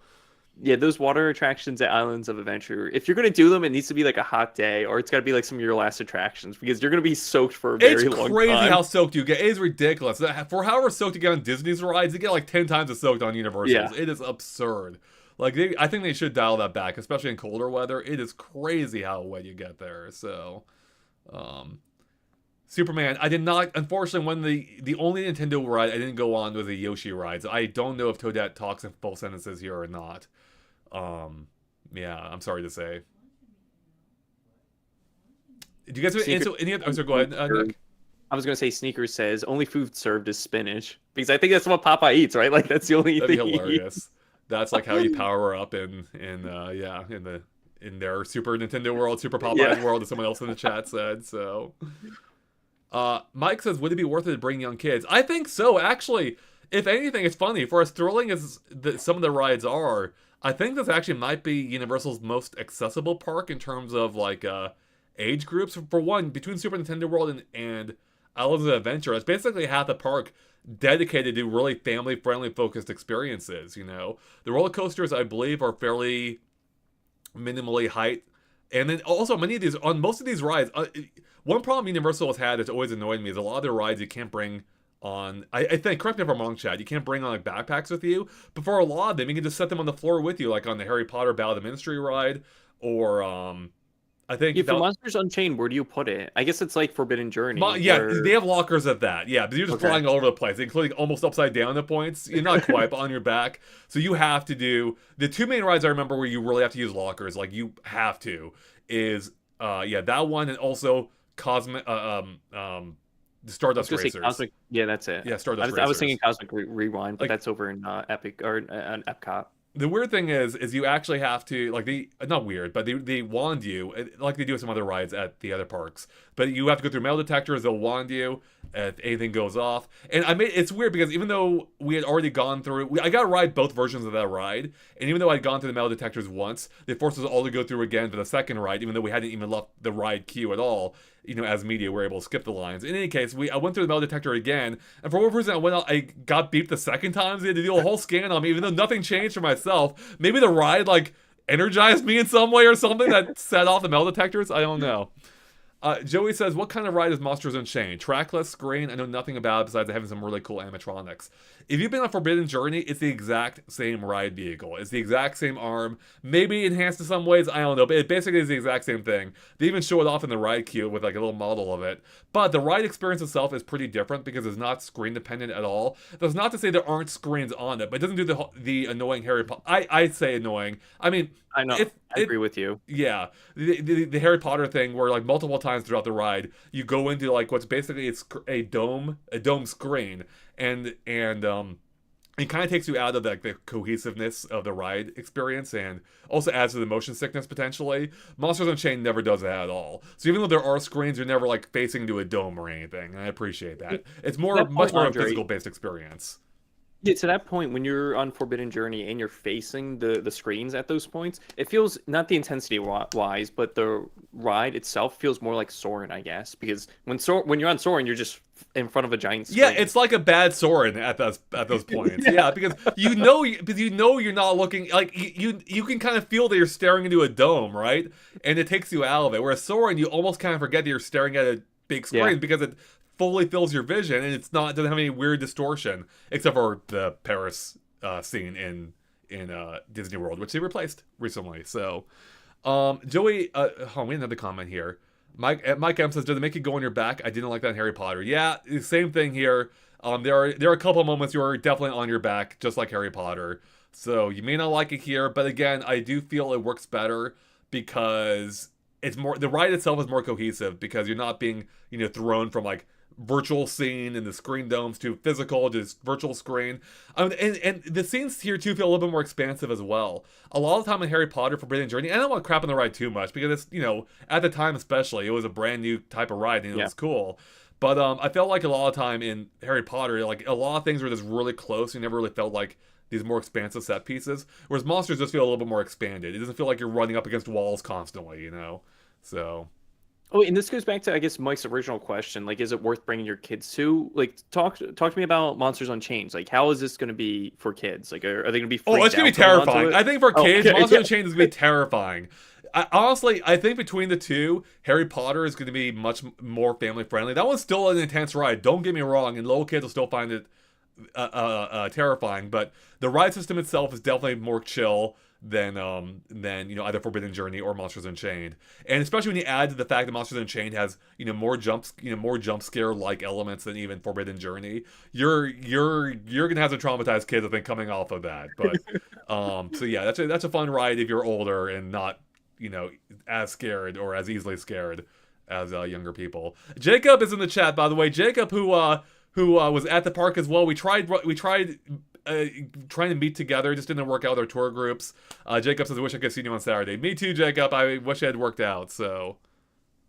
Mark Cole's here, another longtime fan of the channel, says, "Funny, in 2025 we have a discussion about theme parks not being for kids." Yeah, it's kind of crazy. But again, I want to stress this park overall is very family friendly. They have two lands that are practically dedicated to being for kids. Like, I would almost say, like, they're Universal's version of Fantasyland. And they have two of them now. I mean, you could say they also had that with the Dr. Seuss land from Islands of Adventure, but these are more, now they have two of them and they're more modern. And I would go so far as to say that these rides are much more family friendly in the sense that they don't feel as catered to kids. Like Dr. Seuss land, I never had any interest in doing anything there. Like that's a throughway for me to get to the Harry Potter land or wherever, or the King Kong area, Jurassic Park area, right? But here it's like I actively wanted to go on the roller coaster at How to Train Your Dragon or at Donkey Kong or go on the Mario Kart ride, So I think Epic Universe really does a great job of making it feel overall much more encompassing for everyone, with accepting possibly the monsters area, which definitely gears a little bit older. Though I think the werewolf coaster is a good middle ground for almost anyone. But that one's not too scary, but it's fun regardless. And then Harry Potter again. I think it might be actually one of the more. It's strange actually. All the Harry Potter rides, despite being a family-friendly IP, they're all like kind of scary, right? Like they're all kind of thrilling, and despite them not being all that intense at the same time. And I think the new ride actually kind of fits right in with that, actually, because it is like thematically intense. Ride-wise, it actually might be one of the tamest that they have, because it's not honestly doing a lot of like dropping or anything. It's a cool ride system, but yeah, it's not too intense that ride-wise, but when it comes to the show scenes, it's really intense. So, or rather, it's pretty intense. Really intense is Monsters Unchained. So, and to go back, I guess we're still talking about like the kids-friendly areas and whatnot. How does Dark Universe feel like when you're walking around? Are you going to be jump scared at all by things? I know you saw it during the day. Is it pretty tamed in that way? I don't think so. I mean, a couple things. One, I saw it during the day, and I didn't see any actors out. But I don't, from what I understand, I don't think they're acting as scare actors. Like they will, of course, I'm sure during Halloween season. I think, yeah, at least during the Halloween horror nights. But no, I mean, I'm sure it's a different vibe at night, where it probably have like a general, spooky feeling to it. But yeah, I didn't get the sense that they're trying to scare you in the park itself. Maybe I'm wrong. But I'm not, I don't think that's a concern for anyone worried about that, so. That's good to Connor, hear. I'm sorry, I didn't have a chance to look at much of the merch at Super Nintendo World, so I couldn't answer you about the plushie. Sorry about that. Mike M says, she's 3. I was just worried she couldn't do much. Thanks for answering. Yeah, so, I mean, there are still yeah, I didn't realize she was that young. There are still height restrictions for a lot of the rides. So definitely double check that. I don't know what exactly the barrier is. Some rides have very little. I think Mario Kart's actually has a pretty low limit. And even that, the stage show at, there's like the shows at, or the show at How to Train Your Dragon, that is, anyone could go on, obviously. There's no height limit for that. Same thing for Harry Potter. But yeah, definitely double check the heights before you go. Oh, so. And Andre, one of the rides that you're missing, which is in, I guess, Celestial Park, is the carousel, right? Oh, the carousel, I assume yeah. There's no height restriction to that. Like, I think that's tailor-made for families, right? And with kids. That's a great one. So yeah, absolutely. Jacob says, what are your thoughts on Donkey Kong? I thought it was really rough. I thought so too, but I love that. I actually really like that. It felt intentionally rough. And that's why I appreciate it. Like, I don't like unintentionally rough coasters. Like, they beat you up, it makes your like neck sore, gives you back pain, at least at my age, But I thought DK was a lot of fun. I didn't feel like physical pain from it. Maybe you did, Jacob, and that's totally fine. But I mean, not fine in the sense that I wanted you to feel pain, but like I respect how you feel about it. But I actually really enjoyed the ruggedness of it, because that's what you expect from a DK coaster. I feel like those levels always feel like they're crazy and out of control, and I thought the roller coaster itself perfectly captured it. Now, you may not like that sensation, which is totally fine, but I thought they did a good job making it feel like I would expect from the games, with you hopping tracks and it being going off rails and it being really twisty and turny. So. Andre, when you're in the cart for Minecart Madness, what's the lap bar like? Is there a seatbelt? What's in front of you? I think it's a simple pull-down bar. Yeah, which I like, actually, because I don't like the over-the-shoulder harnesses too much. Though I will say the one for I keep on calling it Cosmic Rewind, the freaking Stardust Racers, like that one actually might be the best over-the-shoulder harness I've ever felt. But it doesn't feel intrusive. I can still put my arms up, which a lot of them you can't. And actually it felt more like there's a lap bar component to it too, like, or something that crosses your legs. You almost forget about the shoulder harness, which is awesome. But yeah, Donkey Kong, I think it was just like a simple lap bar. I think similar to like the Minecart ride at like at Fantasyland with the 7 drawers, which actually I didn't even think about that much earlier. I guess that is also not a bad comparison, but I between the two, I think I prefer DK, and I actually really like the Snow White ride or the 7 dwarves ride. So I haven't been on the 7 dwarves ride. I heard a complaint from that is it's a little too short. It is short. DK is pretty short too, but I think DK might actually be a little longer. DK is 2 minutes, I think. The Minecart ride might be a little shorter than that. The interesting thing is DK actually has more show scenes, but I do think if you compare any single show scene, Snow White has the better one. Like, it has one really good show scene. There's really nothing else beyond that. Whereas DK kind of like took that idea and spread it out throughout the ride, which I probably prefer overall. But yeah, both are really good rides. So, someone had a question here. James asks, how can you guys manage to get early access, and how bad were the wait times, since I'm assuming it wasn't a fully public event with full crowds? So yeah, we got access because we're media, and I checked in with Universal. I'm like, yeah, come on in, we'd be happy to have you for Media Day, which is great, and I'm very appreciative of that. But the crowds, I was actually shocked. It was surprisingly busy for not being officially open. There were, it is open for Universal employees and friends and family, and as it turns out, these employees have a lot of friends, a lot of family. But it was pretty busy. Some rides had a decent wait. I wasn't looking at the wait times too much, but at least half an hour. The Monsters Unchained, interestingly, 0 wait time. In any case, luckily for me, as media, our tour groups were able to skip the lines all the time, which was nice. And so I never had to wait for anything. But even that being said, we still had to, I wasn't going on rides constantly, but our tour guides like show us, stores or backstory on things. I'm like, personally, I don't really care about the backstories. Like, just let me get on the ride, So, Andre, so yeah, you bringing up like it being pretty packed with friends and family, and obviously you didn't see it on a full packed day because it definitely to the public until May. Exactly. So like my biggest concern, and I hope that Disney, Universal, and other theme park makers are able to figure this out, because I mean theme parks have been around for such a long time now, is the actual capacity within each of these worlds, or just the theme park in general. Because like, how did that seem when you were there with these empty crowds? Did it seem like you were like, no, I mean, obviously it's not going to be like a full day, but like, do you think that they fixed the concern of that with Epic Universe, that it's able to hold this many people. I Like, mean, sorry if I was kind of just like rambling, but yeah, like, it's really hard to say without actually seeing the crowds. I mean, it didn't feel. I never felt like even with how busy it was compared to my expectations, I never felt it was crowded. But again, we're not talking opening day crowds or our even peak opening season. year crowds or whatever. Yeah, on season crowds, and I could see that getting really busy. I think Super Nintendo World is probably the busiest area that I recall during my time, and that might just be partly a function of how the land's designed. But yeah, that one. If you watch my videos, I think there's people like everywhere there, and it kind of speaks to the testament of like how strong of a brand that area of the park is. Even though it's been open at two other lands already or two other theme parks, like people really want to go on and visit this area in particular. Harry Potter was pretty busy too, as I recall. Monsters actually felt pretty chill, and Isle of Berk wasn't too bad. And it might have been because I went there early in the morning as well. That was the first land we went to, so we didn't have a chance to like really fill in yet. So yeah, so it's really hard to say. The hub is pretty expansive though, and I can see that being really easy to get around no matter what. So. And then you brought up like the wait times possibly being, at least for the Harry Potter ride, holding up to 8 hours worth of people.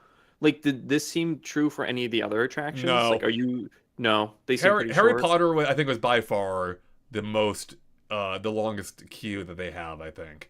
Although to be fully fair, I didn't experience the full queues of every ride because for many of them we went in through the exit or we skipped portions of it.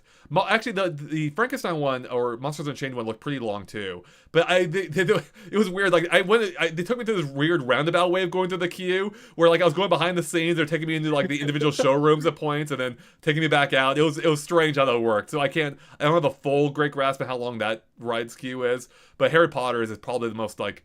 That has to be one of the longest queues I've ever seen for a ride. I mean, maybe the only one I can think that gets probably close would be Flight of Passage, but that one's really, really long too. Because you start out outside. It is very long. Yeah, then you go into the interior area, and then you have like a bathroom halfway through, which thank God they had it there. And yeah, anyways. James asks, this may be a silly question, but is it a loop where you have to go around to the portals, or can you walk diagonally across? For example, from Super Nintendo to Harry Potter, or do you have to walk around? Oh man, I think you can walk. I think you can walk diagonally. It should be the portal area, right? Like the Celestial Park, you just go through. And Yeah, I mean, I think anyway. Yeah, I mean, we ended up going around in a circle, but I don't think you have to. I think you just drew straight up across the park. I don't think there's any barrier. I think you look at the maps and even see that too. So yeah, I think you can't walk straight across. The weird thing about the park's design is every park has a one entrance and one exit, or every land has a one entrance and one exit. So when you go, if you want to leave Donkey Kong, I go through Super Nintendo World, exit out the warp pipe, then you can go into whichever world you want next. So, Jenna says, go ahead. I was going to say shows, because I don't think you touched upon the Harry Potter show and the How to Train Your Dragon show, but is there any, I don't know what they call them, street shows, where they just have the performances, where they have all the characters coming out on vehicles, like not ride vehicles, but just vehicles? Yeah, I didn't see any while I was there. That's not to say that they didn't happen. I just don't recall seeing any shows. The closest I can see were the meet and greets with the meet and greet with Toothless I saw, and then also they had a walking costume as another dragon, which is really cool. But yeah, I'm sure they'll have more, when it opens. If not already, I just missed them. So, Mike asks, any nighttime shows like fireworks? I don't know. I didn't see them because I left, and I don't think they were even running. Actually, the park wasn't even open late enough to have a fireworks show. They probably have announced it, I would think. Andre, what about the fountain? Is that like a yeah? show? Oh, actually, I forgot. I'm glad you brought that up. The fountain counts as a show, I suppose. I don't know there'll be fireworks there. I think the artwork showed there being fireworks eventually. But yeah, during the day, it actually reminded me of Epcot, where Epcot had that awesome fountain before they ruined it and took it away, which would have stage shows or different shows throughout the day. And this fountain is massive. It's really more like the Bellagio fountain in Vegas. Huge fountain, or I guess you could also compare it to World of Color, I suppose, at California Adventure, though. I don't think there's a lighting component to it like that. But the fountains, they go really high. It's in front of the hotel, which is in the park, so it's inside the park as well. It's full 360, so you can sit anywhere, and there's like seating around it too, which is really cool. And yeah, it was a fun sight. We're just walking by, music was playing, and the fountains are going off, and so I grabbed a video of it. In fact, here, let me see if I have the video right now, actually. If I can find... Oh, yeah, wait. Here it is. I'll play it right now, chat. It. I don't think you'll hear the music or anything. But yeah, you can see the fountains. Look at that. Like it's really impressive. You can see all the giant seating area. People are like just chilling there. Although I wish there were shade. Like that's not a great spot to hang out during the day. That's a good point that you made too. Right? Like, so proceeding around, how does it seem like a combination where just take like a few minute breaks anywhere in Ocean Beach versus that? Or did you just, since you were like running around, you really? Yeah, I didn't really pay attention. I mean, I can say Superintendent really had a great seating area, like the seating areas. You can sit beneath the mushrooms which offer shade, and you see that in some of my videos actually already posted. I'm sure the other areas did to a degree too, but I wasn't really looking out for it. But yeah, that's one of my complaints that Disney's done recently. They've been taking out scenes and stuff. And I would love for them to bring back more adventures and things. I did not take a dip in the Fountain Army. Isn't that cool, Connor? This is a really cool thing. Just like, not quite in the middle of the park, it's in the back of the park, but it is between two lands, so you naturally come across it. So, was it? Oh, you guys can hear the audio from that? Oh shoot, sorry, it was overpowering my voice. I didn't realize that. Oh my god, my bad. I'm sorry, guys. Either. Yeah, I see that now. It was like on the wrong area. Yeah, sorry about that, chat. Yeah, going back to the point that someone made about dipping into the fountain. Is there any water attractions here? Like, are you going to get wet by anything? No. Oh yes. There is one. In it's not a true like log flume or anything, but they have in the How to Train Your Dragon section, Isle of Berk, there is a water ride where you ride on a boat. You stand up on a boat and you're squirting other boats or targets, I believe. I think other boats too. And you're probably gonna get drenched on that. So I didn't go on that. Our group skipped it because we didn't want to get drenched, that early in the day. So yeah. Big Z says, hello, GameXplain, I have a question. What kind of meet and greet characters did you see, and what was Princess Peach there? I didn't see Princess Peach. I didn't see any Mario characters, unfortunately, but they are there. The one I saw, or the two I saw, I think I mentioned already, Toothless, which was amazing. One of the best meet and greets I've ever seen. You can walk up, he looks straight up like Toothless, he reacts to you, you can pet him, and he like, his eyes close, and he like clearly loves being petted. And then, there was also another dragon character walking around I mentioned too. And that was really neat. I'm sure there are going to be plenty of more, but I just didn't see any else, so. Yeah, Andre, I have another question. Yeah. So with these 4 individual lands, and if you want to count, I mean, they do count fine, the Celestial Park area.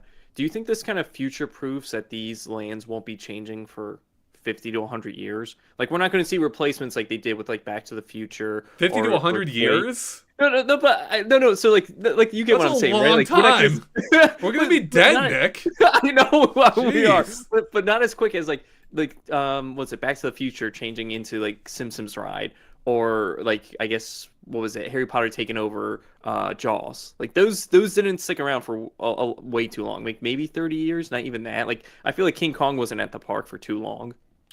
Yeah, I mean, I expect that they planned, the IPs they used very carefully. Obviously, Nintendo's not going anywhere anytime soon.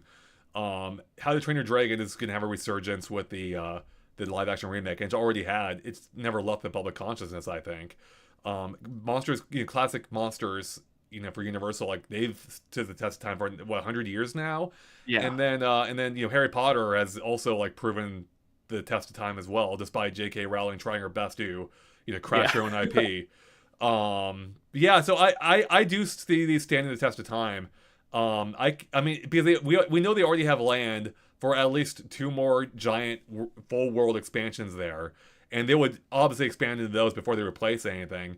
And if they were to replace anything, I would expect that unless one of those IPs completely craters, which I can't imagine that happening, they would instead like to swap out rides there or replace them. Yeah. Although that might be, I have thought about this. Like, is it more difficult with just how much of each land like intertwines upon itself? Like the roller coaster at Isle of Berk, like it goes through much of the lands. It can't really replace that, and I don't think you would ever need to. But it does make you wonder. But then I guess you have elements like the monsters. Monsters Unchained. Again, I don't see that going anywhere for a long time. But that's one you could probably more easily replace because it's not intertwined with the land itself intrinsically. I mean, I'm not worried about it right now. I mean, look how long Islands Adventure has largely stuck around, over 20 years now, with only the only real replacement we've had so far being Harry Potter at an underused part of the land. So yeah, it'll be interesting to see how they evolve the park, but I think everything everything is going to stand the test of time for at least minimum 20 years. I would be shocked if we have a replacement. Actually, I'll take that back. Within 15 years. I'll say 15. 20 feels like it's a long time. Maybe 15, but yeah. Yeah, that's why I was like 50 to 100. Like, yeah, we won't be alive to see it by then, but yeah, these IPs, they definitely chose them with in mind that they'll be lasting a very long time. Yeah. Let's see. Connor says, question. So you guys are talking about Super Nintendo World. I wonder if we do get Kirby theme park, would it be cool if it was based on Magoland? Is it Magoland? From Return to Dreamland Deluxe. Remember Magoland? That'd be cool. I'm down for any like based, video game based theme parks being realized in a theme park. I could see an element of it. I don't think it would be the whole land though, but I could see an element of it being incorporated into, a Kirby land eventually. So I can't even think of like what a Kirby ride would be like. You fly through a warp. You fly on a warp star. I think there you go. That'd be really fun. Oh my god, what was like a hanging coaster? Like a suspended coaster, and that could be really cool. Oh man, I kind of want this now. Although that would kind of give away. I mean, I guess it wouldn't give the idea of riding on a warp star. So maybe I don't know how they would do it exactly, but it could be amazing. Joey says, I'm sad to think of all the Nintendo stuff that's going to be released when we're all dead. I know. Yeah. I know, that is sad. All the Nintendo stuff we're going to miss out on because we won't be around. I'm just happy we're getting it now because as a kid, I always wish there was like Nintendo toys, even Nintendo theme parks. So now that I'm an adult and I can actually see it like happen, I'm so excited. Yeah, same here. Real Sean says, no one can afford anything. Life kind of sucks right now. That is also very true. It does suck. They continue though, but don't get me wrong, it sucks a little bit less when we have live streams like this. It's a good day. Oh, thank you so much, Real Sean. Really appreciate that. And we are unfortunately.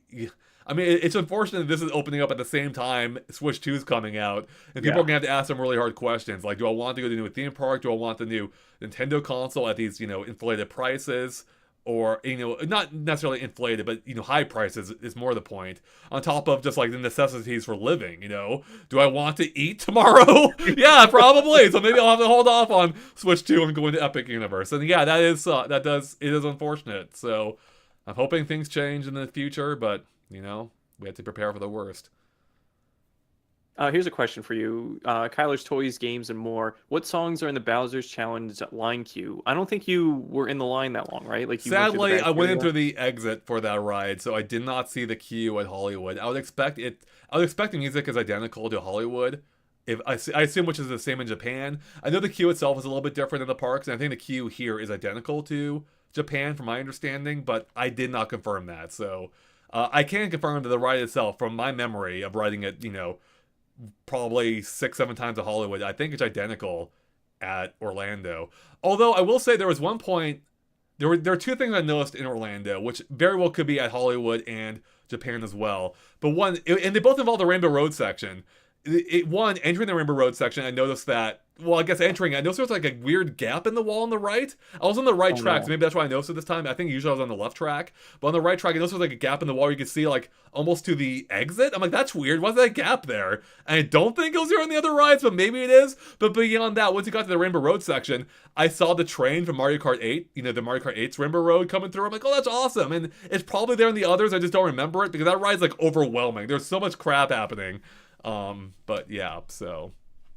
Yeah, you have to ride that ride multiple times to kind of take it in. I've been on it 3 times, and I still feel like I haven't noticed every single detail on it. There's a lot.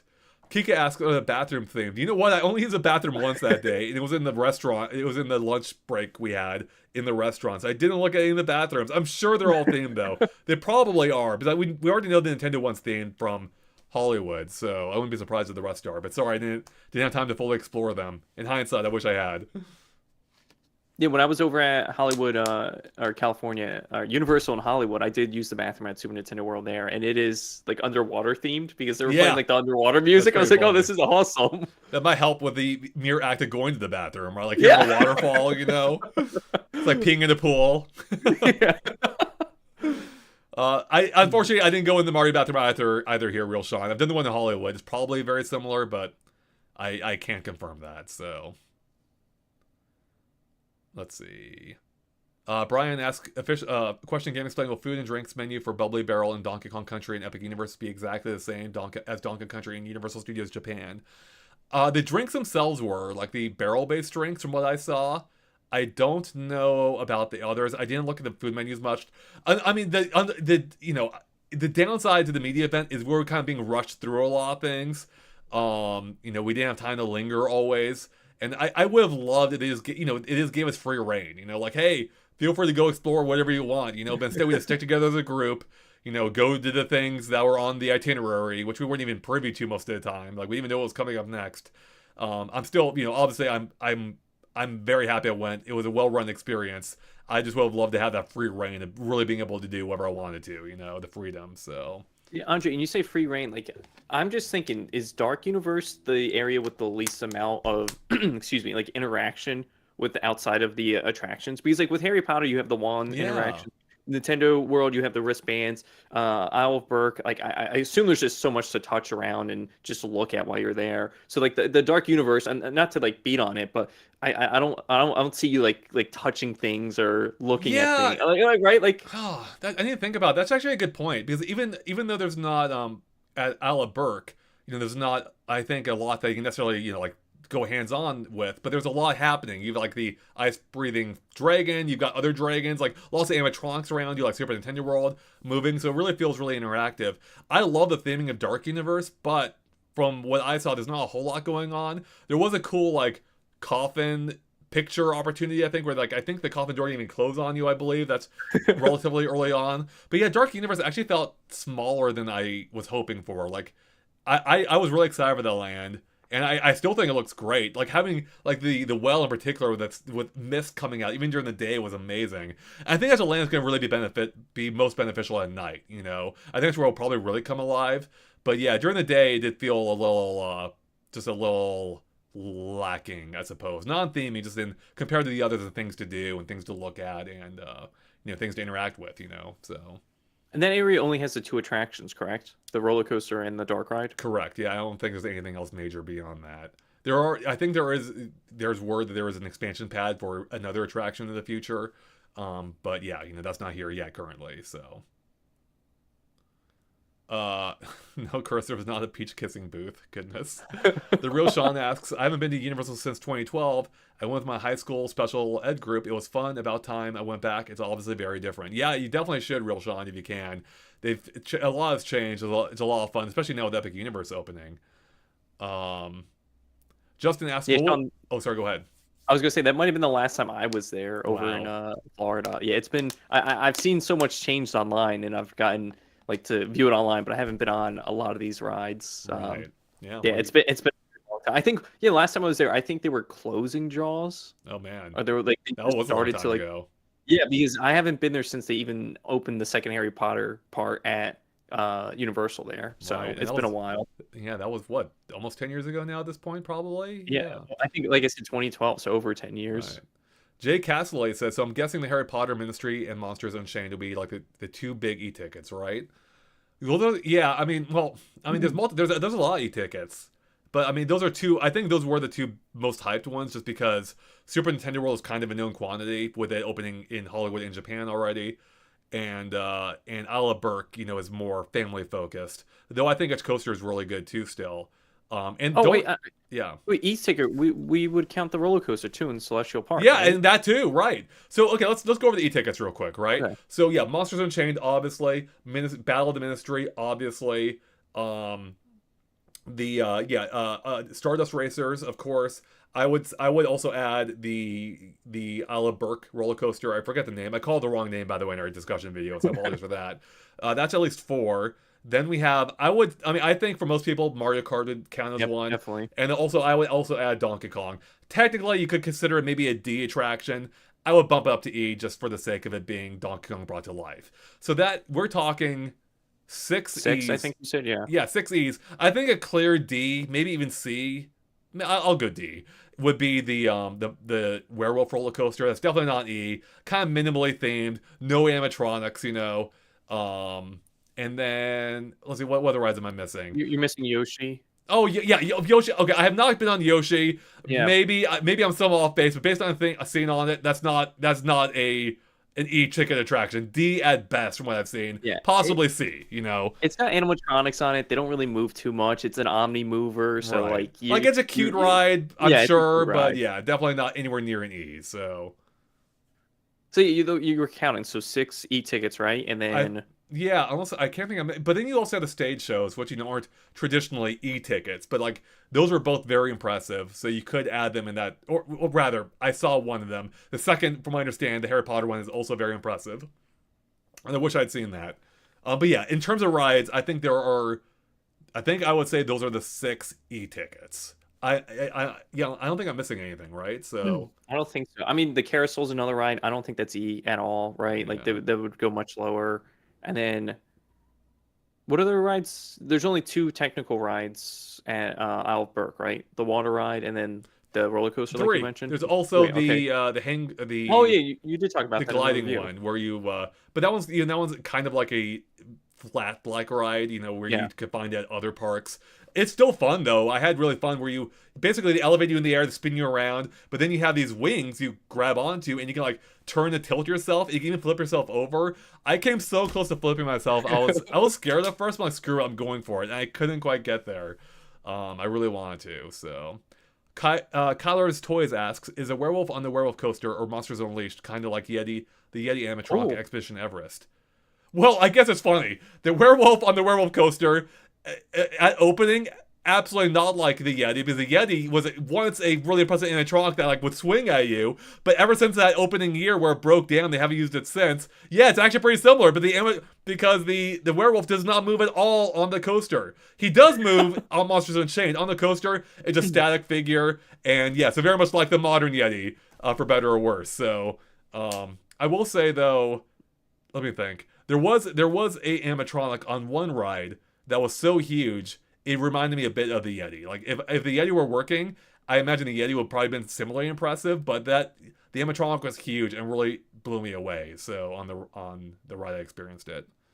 I heard the the Yeti weighs like a ton. Like it's insane how much that thing very actually heavy weighs. animatronic, I believe. But the support, like the amount of mass it's moving is crazy. So. Jay Castellet says, my mom and dad are big fans of the Universal Monsters. So when I showed them the Monsters Unchained ride, my mom was in awe. Yeah, that's awesome. Awesome. She's going to have a great time. You both will have a great time, I think.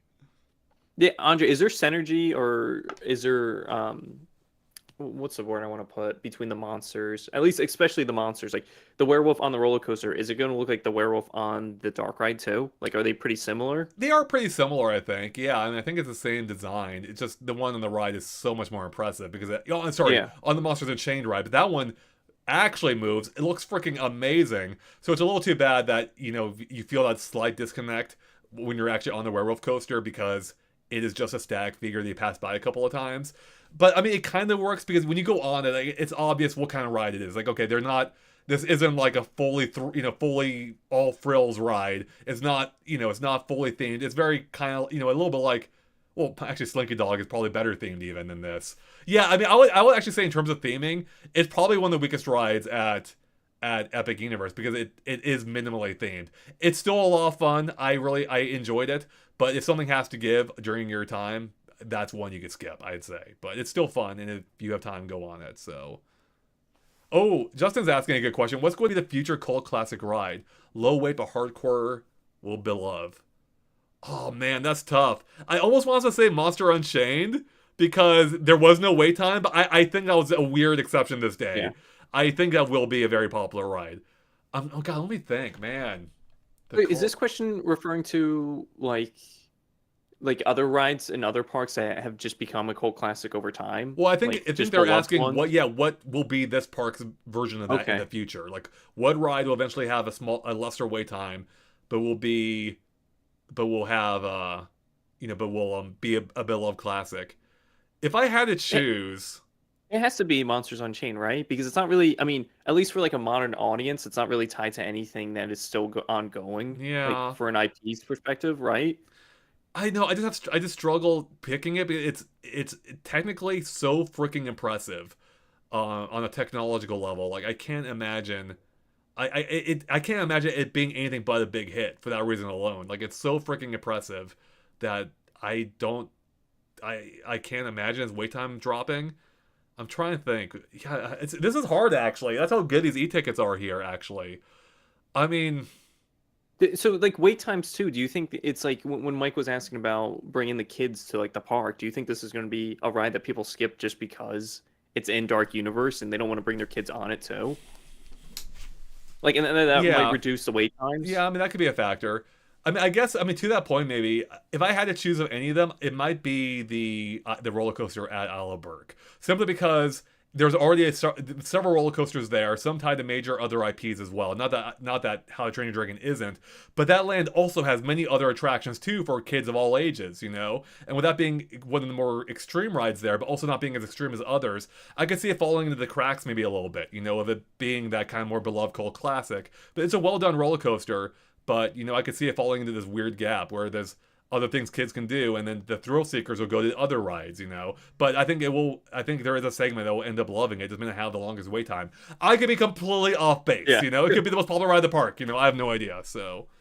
And like you said, there's 4 roller coasters total in the park. So like if you're going to skip on one, this might be the one because it is the most kid-friendly area that people just miss out on and be like, oh, I'm just going to go on the Celestial Park roller coaster, Donkey Kong, or the Monsters roller coaster at Dark Universe. Yeah, I mean, there is that factor too, which is interesting because the theming for the How to Train Your Dragon coaster is absolutely better than the werewolf theming. You know, it has actual animatronics. It has its story, whereas the werewolf doesn't really have a story. I don't think there's any kind of pre-show unless we missed it, you know? Actually, and to that point, kind of, Kyler's Toys, Games and More says, I think the werewolf coaster was originally supposed to be a thrill coaster that spun and went upside down, like the time warp at some sort of theme park. Then they follow up by saying, do you think that would have been better? I think I would prefer that, but you know, I like that idea more. I had fun on it though, regardless. So sorry, Nick, were you gonna say something? What was I gonna say about this? I'm trying to think. I'll probably come back to me in a second or two. Yeah. All right. Any other chats? Oh, Real Sean says Toothless looks amazing. So cool you got to pet him and stuff. I love Toothless. I am not a meet and greet guy. I mean, I was as a kid. I'm not anymore. But I actually really liked, like, obviously if I didn't know better, I would swear to God that was actually Toothless. They pulled off the illusion so freaking well. So much better than the Mario characters at Super Nintendo World. I don't know if they fixed it in Orlando. In Hollywood, though, it is embarrassing how poorly they disguise how they pull it off. Like, I don't want to spoil anyone in case you don't know, but, wait, did I stop the stream? Okay, no. But there's a point at which, again, slight spoilers if you don't want to know how it's pulled off, but you can literally see in Hollywood, the guy standing there with with a tablet, choosing the phrases Mario and Luigi says. It ruins it. It totally ruins it. Wait, that ruins it for me because I didn't even know that was what they were doing because I never got that close. But I every time I walk by, I do see them with the tablet. Yeah, like just put him hide him behind a mushroom or something. Put him in like a little mushroom structure. Like, why is he just out in the open? You know, it's so sad. And during my experience, maybe they got better at it. Like back when I went to Hollywood, like the lines didn't even match up with what Mario and Luigi were doing physically. You know, and however they handle like the Transformers experience where they do talk to you in Hollywood is so much better. So I don't know how they've gone from creating what was they sandwiched Mario in this weird area between two of the best other meet and greets that ever made with the Transformers and then now Toothless, which are both flawless. And then Mario's like in this weird middle area where it was really poorly done. Maybe it's better Orlando though. Again, I can't say. So but I didn't see the characters there. Wait, Andre, something. Oh, go ahead. Go for the comment. I'll mention this after. Real Sean says, so would you say the Orlando's better than Hollywood at the moment? Unfortunately, I live nowhere near the former. Oh, absolutely. I think it's almost unquestionably. Yeah, Orlando, bigger scale, more rides, 3 times as many rides, in fact. Way more immersive. There's no like sideline issues like there is at Hollywood too, where you can see like the Comcast building outside Super Nintendo World, which kind of does damage it a little bit, you know. And yeah, I mean, to their credit for what Hollywood is and the space they had, they did a really good job. But Orlando blows out of the water. Like it's going to be hard to go back to Hollywood, especially because I think DK is a much stronger ride than the Mario Kart ride is, you know. So, oh, Justin asked, what was it? Oh, sorry, go ahead, Nick, please. I was going to read this one and then I'll go back to mine. But yeah, Justin says, what was the jankiest thing you saw minus the gap in the wall on the Mario Kart ride? Yeah, let me think. There wasn't much in the way of jank, but the jankiest things I would say would be, I mean, unfortunately, one of the key animatronics in the pre-show for the Monsters Unchained ride wasn't working. I think Dr. Frankenstein herself, or his daughter, I don't know if she has a different name. I guess if she's a doctor and her name's the same, it would be Dr. Frankenstein still. She wasn't working in the queue, which is unfortunate, but the best animatronic there was still working, being slight spoilers, Frankenstein, which is amazing. The Shy Guy sadly was not working at Super Nintendo World. I love Shy Guy, so that one stood out to me. And then also the fact that you could easily see outside of Isle of Berk at points to like Stardust Racers, and I wish that, I think that'll resolve itself over time once the trees really fill in, because they're all like, young trees, obviously. So give it a few years, that'll probably be less of an issue. But honestly, I would not even use the word jank really for most of this. Beyond, honestly, the jankiest thing you mentioned was that gap in the wall I saw, which I don't know what happened there. Like, I can only assume like a panel fell off or something, but there's no way that gap is intentional, right? Yeah, anyways, that aside, this park is so well done, there's not a whole lot of jank. I guess actually, another small issue that did bug me a little bit is the largely unthemed show building for the theater itself at How to Train Your Dragon. Like, it's not really themed at all. Maybe there's trees that'll cover it up eventually, but I don't know why they didn't build like a log cabin or something. That would have looked way cool. Or like just put logs around and make it look like a Viking, like a Viking building. But it's very clearly just a show building for most of it, and I don't know what happened there. But yeah, I'm really nitpicking at this point. I want to be clear. So they've done a better job here at theming the Universal has had for any other theme parks overall, I would say. So yeah, so going into the theming, Andre, and this is one thing that I don't think we touched up on in the review at all, but what's the sound design like and the music on the rides and whatnot? Just like all over the park, because that's one of my favorite things at like Epcot. I love hearing that music when I'm walking around Epcot. So yeah, speaking on the rides and when you're outside of the rides, just in the lands, what's it like? Yeah, I mean, I wouldn't be able to tell you any specific tracks because it was such a flurry of a day. Except I did hear Mario Galaxy music in a restaurant that wasn't even near Super Nintendo World, so that was kind of cool. I remember that one. But otherwise, the soundscape, like, it was Disney quality. Like, there's always music playing no matter where you are. On the rides, I was able to hear the audio without issue in most cases. There were times when there's so much happening I couldn't quite parse exactly what it was, but that's an issue on some Disney rides too. And yeah, like, it just felt like a very, like, you could almost tell me that this is a Disney theme park and I would believe it, because that's just how well themed everything is. But I think Disney is by and large still like the overall best at theming, though Universal has gone real close, if not at that level at points. And I think Epic Universe is the first park to fully bring that all together, like where they are operating on every level. So, and with that, you don't really have to worry too much about bleeding between the sounds of the rides and the music, right? Because everything's enclosed in its own land. Is that correct? Yeah, I don't recall ever hearing anything outside the land that wasn't supposed to, so. Because yeah, everything's so far away from each other. And most of the rides, I guess, there are a lot of rides outside, but most of them are dark rides inside. But like, I guess where you would probably see it the most is Isle of Berk, right? Like, did you ever hear the roller coaster at Celestial Park going off? I don't think I did. I could see it. Maybe if I was really paying attention, I would have heard it, but I don't think I was. So, the fact that I was kind of like, going, looking out for things and not nosing that, sound-wise, I think speaks to, I don't think it's so much of an issue. So, I mean, again, maybe I'll go back and, like, listen for it and notice it. But yeah, I don't think it's an issue, so. That's good to hear. Oh, you heard that too, Jenna? You heard that music? Wait, in, like, a video or something? Or, that's awesome, though.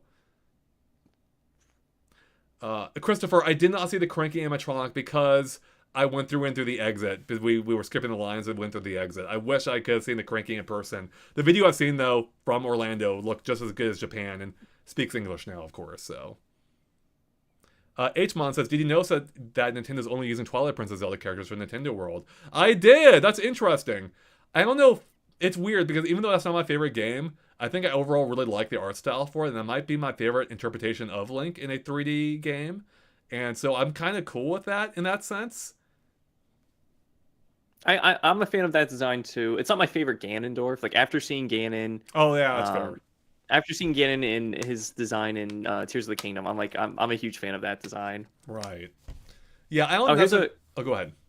No, I was going to bring up a question, but yeah, no, go ahead. Since we're still on the Zelda I was just topic. going to say, I don't think it necessarily confirms that Zelda would be Twilight Princess themed, but it is kind of evidence that it may go with the art style, at least, especially because you have to plan theme parks so many years in advance, that there is a good chance that is our style that they are going with. Not that, but that doesn't mean the attractions will be specifically Twilight Princess themed, Yeah, we have a question here from Justin saying, how much do you think about the park since? What kind of feels does it match? In regards to other theme parks, feels highly subjective.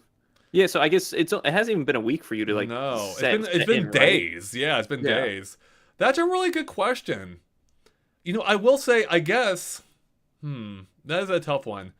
I will say that it does. It's maybe it's partly the hub area. I feel like the park doesn't have a super strong identity on its own, right? Like I feel like Disney does that better. Like this just kind of feels like four assorted IPs connected by a hub that didn't really convey much. It's supposed to be like celestial themed, but I didn't really get that vibe. Like I didn't quite understand. Like the vibe they were going for didn't quite sell me on it. And so it did kind of it almost feels like four separate theme parks like put together, right? And so it is hard to quantify in that sense. Like it didn't give me like the same warm and fuzzy feeling that Disney parks often do. But that's not to say there weren't areas that didn't. How to Train Your Dragon like really kind of gave me that. Like hearing the music there, that's amazing. Especially with the island skate, the island they built there, and then also the Super Nintendo World was the same. Yeah, but then I would say I really wanted to visit Monsters area at night. I think that'll be amazing. And then also, I think I will say the Harry Potter area, for as amazing as the ride is, I kind of found the Paris setting a little boring. It doesn't feel like all that magical. I've been to actual real life Paris. Yeah. And then Epcot also has its own Paris too. And so it didn't really, beyond like the interactive elements, it didn't feel all that like Harry Potter like to me. And it's probably the weakest of all the Harry Potter lands for sure. And I'd say the weakest of the four lands here, just in terms of theming, because again, it's just buildings. Like I mean, that's not entirely fair. They did a great job capturing the look and feel of what I imagine 1920s Paris would be. I think it's 1920s Paris would be, but it's like, compared to the others, it's funny, but all the others are like teleporting you to entirely different worlds, right? But then here, like, you're just teleporting back to Earth, another Earth realm until you go onto the ride itself, which then teleports you to Harry Potter's magical world. So it's a little strange, and yeah. So I don't know. I need to go back, Christopher, I think it was who was asking. But I don't want to undersell the park at all. I think the park is amazing. But yeah, I just think it kind of lacks that strong, cohesive identity that Disney's parks all do. Like you have the movies park, you have the animal park, you have the Magic Kingdom park, which is Disney stuff, and then of course Epcot, which is kind of losing its theme a little bit these days, but it's still I still think it's pretty identifiable. So. But I would say actually the hub area of Epic Universe reminded me most of kind of like the opening area to Epcot. But I still think Epcot better sells what it's going for than Epic Universe does for that central hub. So. Oh wait, and speaking of Epcot, I guess because Epcot has multiple ways, and other parks have multiple ways to get in and out of the park. When you're entering here, did you only go through one entrance and one exit? Like, yeah, is there multiple ways to leave and enter the park? Well, technically there's two with the hotel, but I think you have to be a hotel guest for that. So the hotel people have their own entrance, everyone else has another entrance. So yeah, there's only the one way in or out for both people, I think. I mean, hotel people could obviously exit through the other way they wanted to. I don't know why they would, except maybe to catch a shuttle, but I think they had their own shuttles there, but maybe it's more convenient there to go elsewhere. We had another question here. Santiago says, did you see the fountain show, the music of Mario Galaxy 2? I did not! Oh man, that sounds amazing. I did see a fountain show. I played video of it earlier, and the music was really good, but it wasn't Mario Galaxy music, so I wish I had seen that. That's really cool. I'm guessing if that's the case, that the fountain's going to play music from all the different lands. Like, it's not just one specific thing, or it's not just going to be like generic music. It's like, oh, it might take music from like the Monsters universe, and then it might take music from Isle Berk or Harry Potter. Like, if we're hearing Galaxy here, like, I think there's going to be a bunch of different songs playing. I think you're right. Yeah, I mean, it makes sense, and it is kind of fun in that sense that acts as like the cohesiveness of bringing all the lands together, And I kind of wish maybe they'd lean into that a little bit more rather than making the central hub just kind of feel like it's unthemed, Yeah. But yeah, so you mentioned that. Like, do you see theming for any of the other lands within the central hub, or is like the only thing you see is through the portals? No. You absolutely can see, which is a strange element of the portals. But the way they've been advertising it kind of is like, it really feels like you're moving from one area to the next, and to a degree it does. But like you can very clearly see in some cases elements of the land from outside it. Like Super Nintendo World, you can see Mount Beanpole from many places in the park. Harry Potter. Actually, I will say Harry Potter. Like they actually did a good job disguising, the Paris streets, but you can still see elements of it too. And then so you can clearly see parts of it outside I think it worked better for some areas than others. Like I think Olive Berk was largely hidden behind it, but I wasn't, I didn't look at every park from every angle, Yeah. So. Bob says, "Will you get Mario Kart World?" Oh, I definitely will. I want that game a lot. So, VR games. Unfortunately, I didn't have a chance to try any of the unique food there. They served us lunch, but I think it wasn't.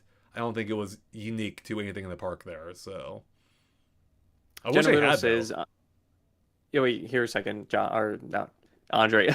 Jenna Riddle says, "I'm super hyped for How to Train Your Dragon live action movie. I'm actually excited for it too because I saw the first one, the original one, maybe about a year ago. So I'm new to the franchise, and I really did enjoy that one. So I'm excited to see this live action. Yeah, that's good. Maybe you should stop there because the sequels apparently aren't great. So they're not. Oh no. Yeah, apparently I think they really underperformed. Have you seen any of them or no? I saw one or two. I can't remember. I didn't love it though. So no. But I'm not the biggest Harry Potter guy either. But I did like some of them. The Real Sean says Mario Kart World and DK Bonanza legit look great. I agree with that. Underground Talent asks, does Orlando have the Mario Kart ride? Yes, it does. It sure does, and it's basically identical to the others as far as I could tell. Like it seemed, I couldn't notice a single difference beyond maybe that gap in the wall. But yeah, it's if you liked it anywhere else, you'll love it here as well. So. Hey, Mike M says any French food in Paris. Like we've been saying, Andre didn't get to check out any of the I'm food. Sure there is, so, but I didn't have a chance to check it out. Unfortunately, the food. I mean, so I was really just focused on just getting to the rides. You got a ticket for pass holder previews in 2 weeks. That's awesome. The Skull and Spooky channel. Wow. Well, have fun there. That'll be a lot of fun. Can't wait to hear your impressions. So. Oh, sorry. Were you talking about? Were you talking about Harry Potter? Or How to Train Your Dragon sequels? How to Train Your Dragon. Oh, I'm sorry. I was so confused. Yeah. I'm sorry. When you said Harry Potter, I was like, wait a minute, I was talking about no. I'm sorry. I was talking about the Harry Potter Paris the Paris movies. The what are those what's called? It called? Fantastic Mr. No. That's it. Yeah, Fantastic Beasts and something. Yeah. I'm sorry. That's what I meant. I only saw one or two of that, and I heard they really underperformed. The How to Train, but same thing actually for How to Train Your Dragon. At least I only saw the first one there. I haven't seen the sequels. I've heard that those are actually good. I think, right? Or at least 2 was. I've only seen the first one, so right. I'm still like brand new to the series. Yeah. So. All right. Anything else here? I think we've covered a lot of things. We may have to wrap. We've been here for an hour and a half. Chat, any final questions before we wrap it up here? I think we'll probably wrap it up pretty soon, although I could talk about Epic Universe all day. But if there's anything else you want to know, again, there's some things I just can't answer, but I didn't experience every facet of the park. Though I did go on most of the major rides. Almost all the major rides.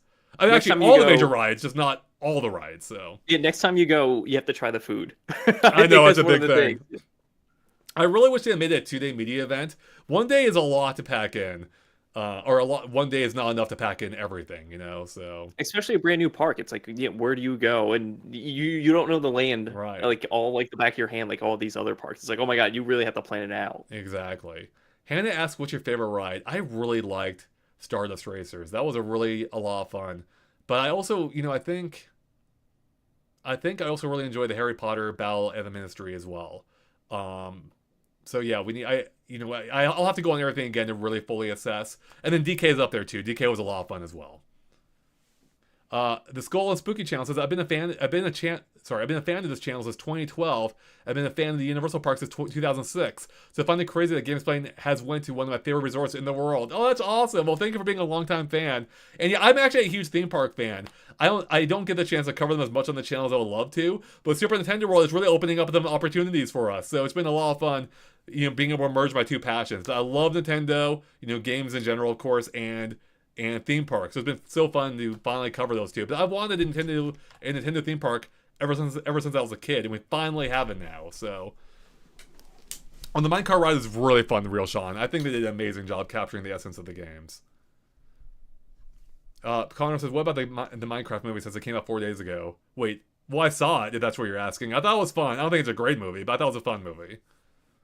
Hard to imagine the Xbox Worlds of sneakers. Hey, if it brings us Banjo-Kazooie still, could you imagine the Spiral Mountain segment? My God. That would be the center hub. Yeah, that'd be the center hub. Then you go, the ride entrance would be Gruntilda's castle. Yeah, you walk all the way to the top. Oh my God. That'd be so good. That'd be so good.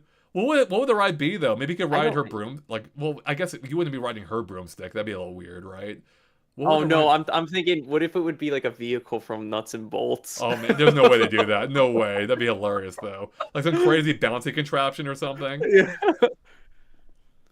Skull and Spooky Channel says I've been looking forward to Mario Kart Bowser's Challenge, the most epic. A Nintendo theme park was my childhood dream, so I'm glad it's now a reality. Heck yeah! Well, you're gonna have a blast here. Let me tell you, the Skull and Spooky Channel. Kyler's Toy says, do you think they'll expand the Zelda verse in Super Nintendo World or the Lost Continent? Maybe both. Maybe Twilight Princess, the Super Nintendo World, and Breath of the Wild or Tears of the Kingdom, the Lost Kingdom. I love that idea, but I think if we get Zelda, it's gonna be one land. Yeah. And my instinct is that it would be its own segment, as we talked about earlier, at another theme park, not Epic Universe, but at Universal Studios or Islands of Adventure. But I think with the portals, they really wanted to make them each bespoke IPs. Yeah. So I think if we get something at Epic Universe, a full like big expansion, it'll be an entire new IP, whether it be like Lord of the Rings or Wicked or any number of other things it could possibly be. So Yeah, like I don't think you're gonna run into that issue where you go to Jurassic Park area at Islands of Adventure and it's gonna have like King Kong or Skull Island, right? Like I mean, those IPs aren't connected in any way. Maybe you can connect them like, oh, they're prehistoric or they're like dinosaurs and giant beasts or whatever, or these monsters. So maybe that, but like, yeah, having Zelda at Super Nintendo World would be cool and would kind of make sense. But at the same time, I think they really are going to put it in Islands of Adventure or Universal Studios just to have that separation. Right. The Skull and Spooky channel also asks a quick question. If there was going to be an expansion for Super Nintendo World, which Nintendo IP should it be? Since they announced they're planning on making more editions in the future, and they continue, my guess is Luigi's Mansion. I think Luigi's Mansion will be a great fit. For one, they already teased an attraction in Baby Park with a Mario Kart ride. There's a Luigi's Mansion ride in the background. Wait, really? Yeah. I never noticed that. Yeah, Oh so my I God. love that were a thing. And there have also been rumblings that is the next expansion where they're getting like its own mini land like Donkey Kong. And I think it'll be perfect, especially if they use... I mean, it's almost too bad the Mario Kart ride is what it does, because it's maybe the best argument against a Luigi's Mansion ride, because that technology they're using there is absolutely perfect for Luigi's Mansion. Yeah. Using AR goggles, and with the, like, inherent... translucent nature that the AR goggles have, it'll be perfect for ghosts. So I would love if you were on a dark ride where you're like, looking for ghosts and blasting them with your vacuum or whatever, sucking them up, and then like you see like animatronic Luigi's, like looking scared in the corner at times or something, and you have to help Luigi, like wouldn't that be great if you actually have to help like Luigi, like clear the room of ghosts, and like maybe it gets more assertive and more less panicked to go through the ride. So he has like character that growth. would be amazing. Yeah. Yeah, like that's And on something. top of it, Yeah. you mentioned like the Mario Kart ride. The speed of that ride seems way more tamed and like suitable for the Luigi Yes, Mansion it ride, does. right? Because the Luigi Mansion, you're not running around. It's like, oh, No. here's the ghost. Let me get the ghost and move on to the next room. Yeah, exactly. So, Connor said I have one more question and an idea. What would happen to the Kirby ride attraction for a Kirby theme park? Would it be based on Kirby Air Ride or Air Riders? I mean, we talked about this earlier. Like, I think, I don't know if it would fully be based on that specifically, but I think the idea of that being the ride vehicle makes a lot of sense. We're riding around a warp star. And yeah, you would visit different worlds, which I guess you kind of do in Air Riders. So yeah, I guess it would kind of be that, probably. So There was a mini game on, maybe it was Nightmare in Dreamland on the Game Boy Advance, where you played against 4 other people, and they're all on individual like tracks, I want to say, and they're all on their warp star. So maybe they even do like a simple roller coaster like that, where you race against 4 other people, and the tracks overlay on top of each other. Right. Yeah. Great point. Skull and Spooky says it also makes sense that it would be Luigi's Mansion, since Dark Universe is right there. It can be the plot of land between Nintendo World and Dark Universe. Yeah, that's a perfect segue. And I kind of hope, because right now the lands don't interconnect to each other because they're not physically next to each other, but there's a big gap of land between them for future expansions. This could be a good way of going about it if they actually do end up using that land for expansions, where you then connect Luigi's Mansion to Dark Universe. That'd be a perfect segue, and that would also make navigation better for the park, because you don't have to go back to the hub to do everything. Obscura says I want nothing more than an F-Zero coaster, but I don't see that happening. I know, actually the Stardust Racer would have been a perfect F-Zero roller coaster. Yeah, I don't know what they could have done. F-Zero would be a tough one. They need to go fast, but you also want to see like the F-Zero environments, right? Yeah. So that would be, and the thing with coasters, they take up so much room, so it's hard to, I mean, unless they're like really, yeah, go ahead. And that's the tricky thing. Like for F-Zero too, you want to see all these different environments, Right. but you're going so fast, so you don't want to make it like a dark ride like the Mario ride, which is pretty slow because it's not going to feel anything like F-Zero. Yeah, right? exactly. F-Zero, you're going so damn fast that it's just like, oh my god, like. Yeah. Gillian says, tell me your favorite attraction in Universal Park. I answered this earlier, but Stardust Racers is a lot of fun, though not a lot of theming to it. So when it comes to theming, you know, I think Battle of the Ministry might be one of the best rides there. But also had a lot of fun the DK ride too, so. Alright, well, I think we may wind it up here, everyone. So I know there's always questions coming in, but we've answered a lot right now, and probably as much as I really can at this point. We did, Corey, we didn't talk too much about Harry Potter spoilers specifically. I did talk about the ride earlier, including in our full discussion video, so go watch that in case you missed it. But I will just say it's a really impressive attraction, like perhaps some of the grandest show scenes I've ever seen on a ride, and to the point where I'm like, how are they doing that? You know, like it's really impressive, really cool what they end up doing there. And I would say actually, I think it's Universal's Ride of the Resistance, or Rise of the Resistance. That actually worked, Ride of the Resistance.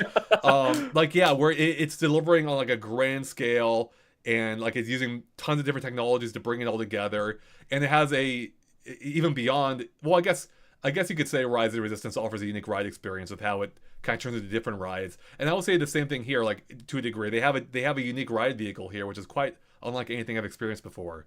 So yeah, a lot of fun. So thank you, Jenna. Appreciate that. It's been great having you here and fun hanging out with all of you.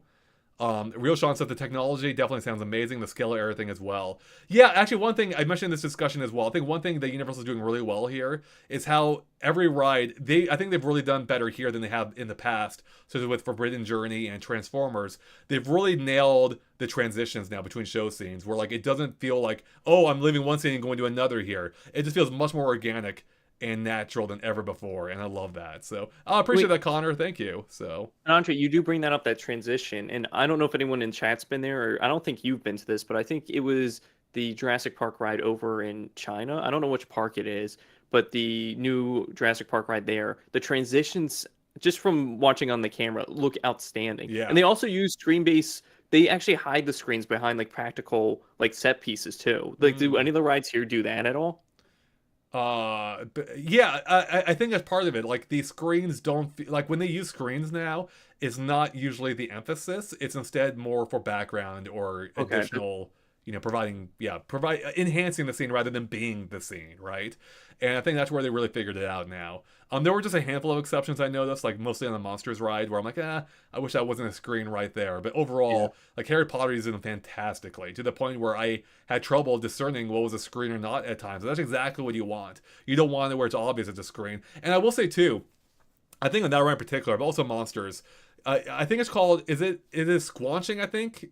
I think squanching is the technical term, where what they do is they've been using it since Forbidden Journey, but they really use it even better here. When you go by a screen, the screen has parallax to it. Like they filmed the scene so that it's moving as if in parallel with a ride vehicle, so it looks like it has depth even if you're not using 3D goggles. And you know, it was impressive on Forbidden Journey, but you could tell they were using it. Here, like it's so well done, like especially on Battle of the Ministry, that like you don't even notice it's not in stereoscopic 3D because there's no 3D goggles. Like it's so freaking well done, and probably because of the scale of everything too, and the way they incorporate it into the scenes. It just feels like it's a natural part of the world, and that's amazing. So, real quick, we had someone asking, Kyler's Toys asking, any sign of King K. Rool in Donkey Kong Country? Not that I saw, sorry to say. So. Hannah's excited for the Harry Potter ride. You should be. It's really good. And Andre, should anyone going into this, like myself included, should we look up anything online before? Or should we just go in blind? Go in blind if you can. Yeah. Like I went in relatively blind. I did, you know, I had looked into like some of how these rides are working. Like I kind of knew the basic idea of the technology behind Battle of the Ministry for the ride vehicle, but I didn't know really anything about the ride experience itself. The only rides I really knew going into it was obviously Mario Kart, I'd done it before elsewhere, and then also DK. I looked at ride videos of it. I kind of wish I hadn't in hindsight, but I will say going on was like a whole new experience at the same time, so I didn't really mind all that much. So yeah, definitely going blind if you can, though. It's way better that way. Avoid spoilers, please. I tried to avoid them, talking about them too much in this discussion, and in both discussions we've had now. So definitely go in without looking at in-depth reviews or ride throughs if you can. The Skull and Spooky channel says Rise of the Resistance is already in my top 10 rides of all time, so Mystery of Magic is most likely going to be in my top 10 as well. The way you describe it sounds jaw-dropping. It really is. I mean, I think yeah, Rise of Resistance is really the best comparison because like they're both operating on these epic scale levels and they're both doing unique things. So it's hard to directly compare them. Like I don't know if I can definitively say one is better than the other, but I will say like the things they're doing on Mystery of Magic or Battle of the Ministry is amazing, and there is a good chance that it may be many people's preferred between those two rides. So it'll be fun to see how things shake out here. So the Skull and Spook. Oh, sorry. Go ahead, please. I was gonna say for Ministry, Battle of the Ministry, where do you end up when you finish the ride? Like because of Rise of the Resistance, like you're outside, and obviously, like I don't think you're going outside at this ride, but like, are you a completely different part of the? Like, are you still exiting like the main hub area, not the main? What is it, the bank area or the subway area, I guess? Yeah, like, where do you leave from? Yeah, so they return you back to, I don't think it's a spoiler because it's just how that works. Yeah. You are returned back to the Ministry at the end. Okay. And so I think it makes sense. And then you exit through the Miflu thing again as well, the same way you entered, which is really cool. The fact that they made the exiting the ride as impressive as entering the ride is awesome. I think we exited. Wait, let me double think about that. He's in the video. No, I might be wrong. I might be wrong on that. You might. Honestly, I can't remember. We went back to the Miflu after the ride. I just can't remember if that was actually part of the ride or part of the media event. Where we. Yeah. So yeah, don't quote me on that. I actually don't fully remember. I think we have video of it. So if you watch the video, that might give you a better idea of how it works.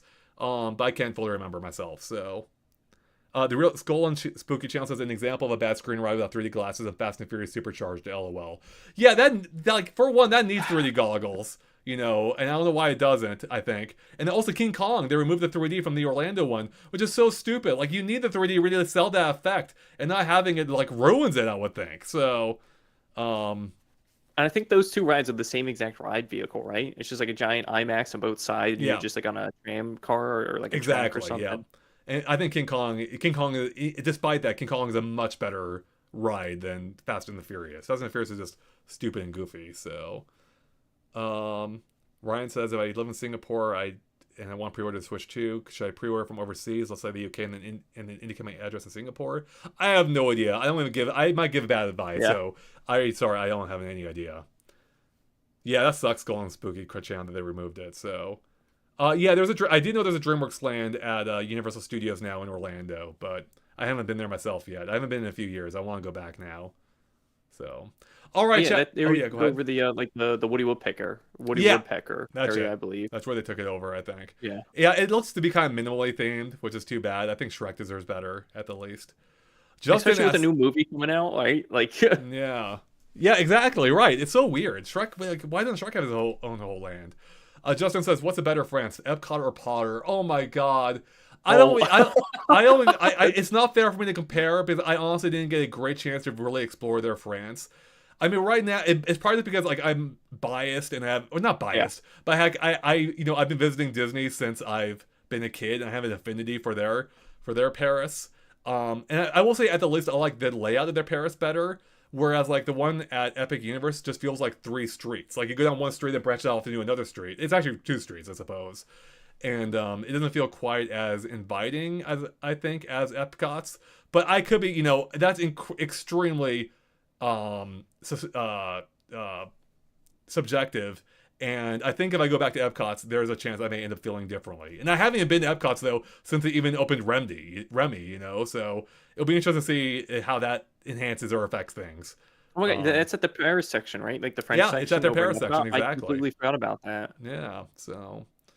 but yeah, I don't want to undersell what they've done at the Paris section for Harry Potter here, because also like their buildings are like full scale. I think the ones at Epcot aren't full scale, like they're kind of doing like the Fantasyland or Main Street type thing, where like they're smaller scale, which gives it kind of like a quaint charm. But I believe the ones at Epic Universe are full scale, which they are towering. Like they feel freaking massive. Like you are enveloped in this Paris, and that's actually a cool sensation too. And also, I can't undersell that they have the Arc de Triomphe, or however you pronounce it with a French accent, which is amazing. There, they have a really cool recreation of that. And it's not full scale, obviously, but it almost feels like it with how you approach it. So, yeah.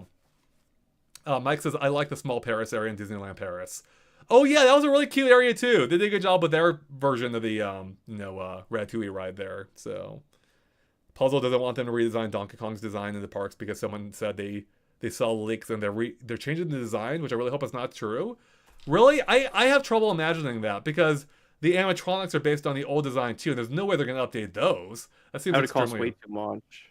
Yeah, and also it wouldn't even fit with the whole DKCR theme they have going on. So, yeah. Anyways, chat, I think we're finally going to wrap it up there. I'm running out of breath. I've got other things I need to get to, unfortunately. But it's been a ton of fun discussing Epic Universe with all of you. I hope I was able to answer your questions as much as possible. And I appreciate Nick being here, asking more questions too, and everything. So, Nick, where can people follow you at, by the way? They want to follow more of your content. Yeah, you can check me out here on GameXplain. I've been posting a lot of videos, shorts, and videos over the past few weeks. And then my own personal channel, which is Steftendo. That's STEFTNDO. I also post videos over there. Definitely check them out. I posted that in the chat if you want to copy and paste that into a YouTube search, and it'll bring you right there. So then, everyone, thank you for watching. I had a blast at Epic Universe, and I can't wait to talk about more in this future if I find a way to. But yeah, I think that might be it for the immediate moment. Although I do have a video idea. I have a couple video ideas I want to get to at some point, but I have other more pressing things before then. Anyways, everyone, thanks for watching. We'll catch you later. It's been a blast, and talk to you later. Bye, everyone.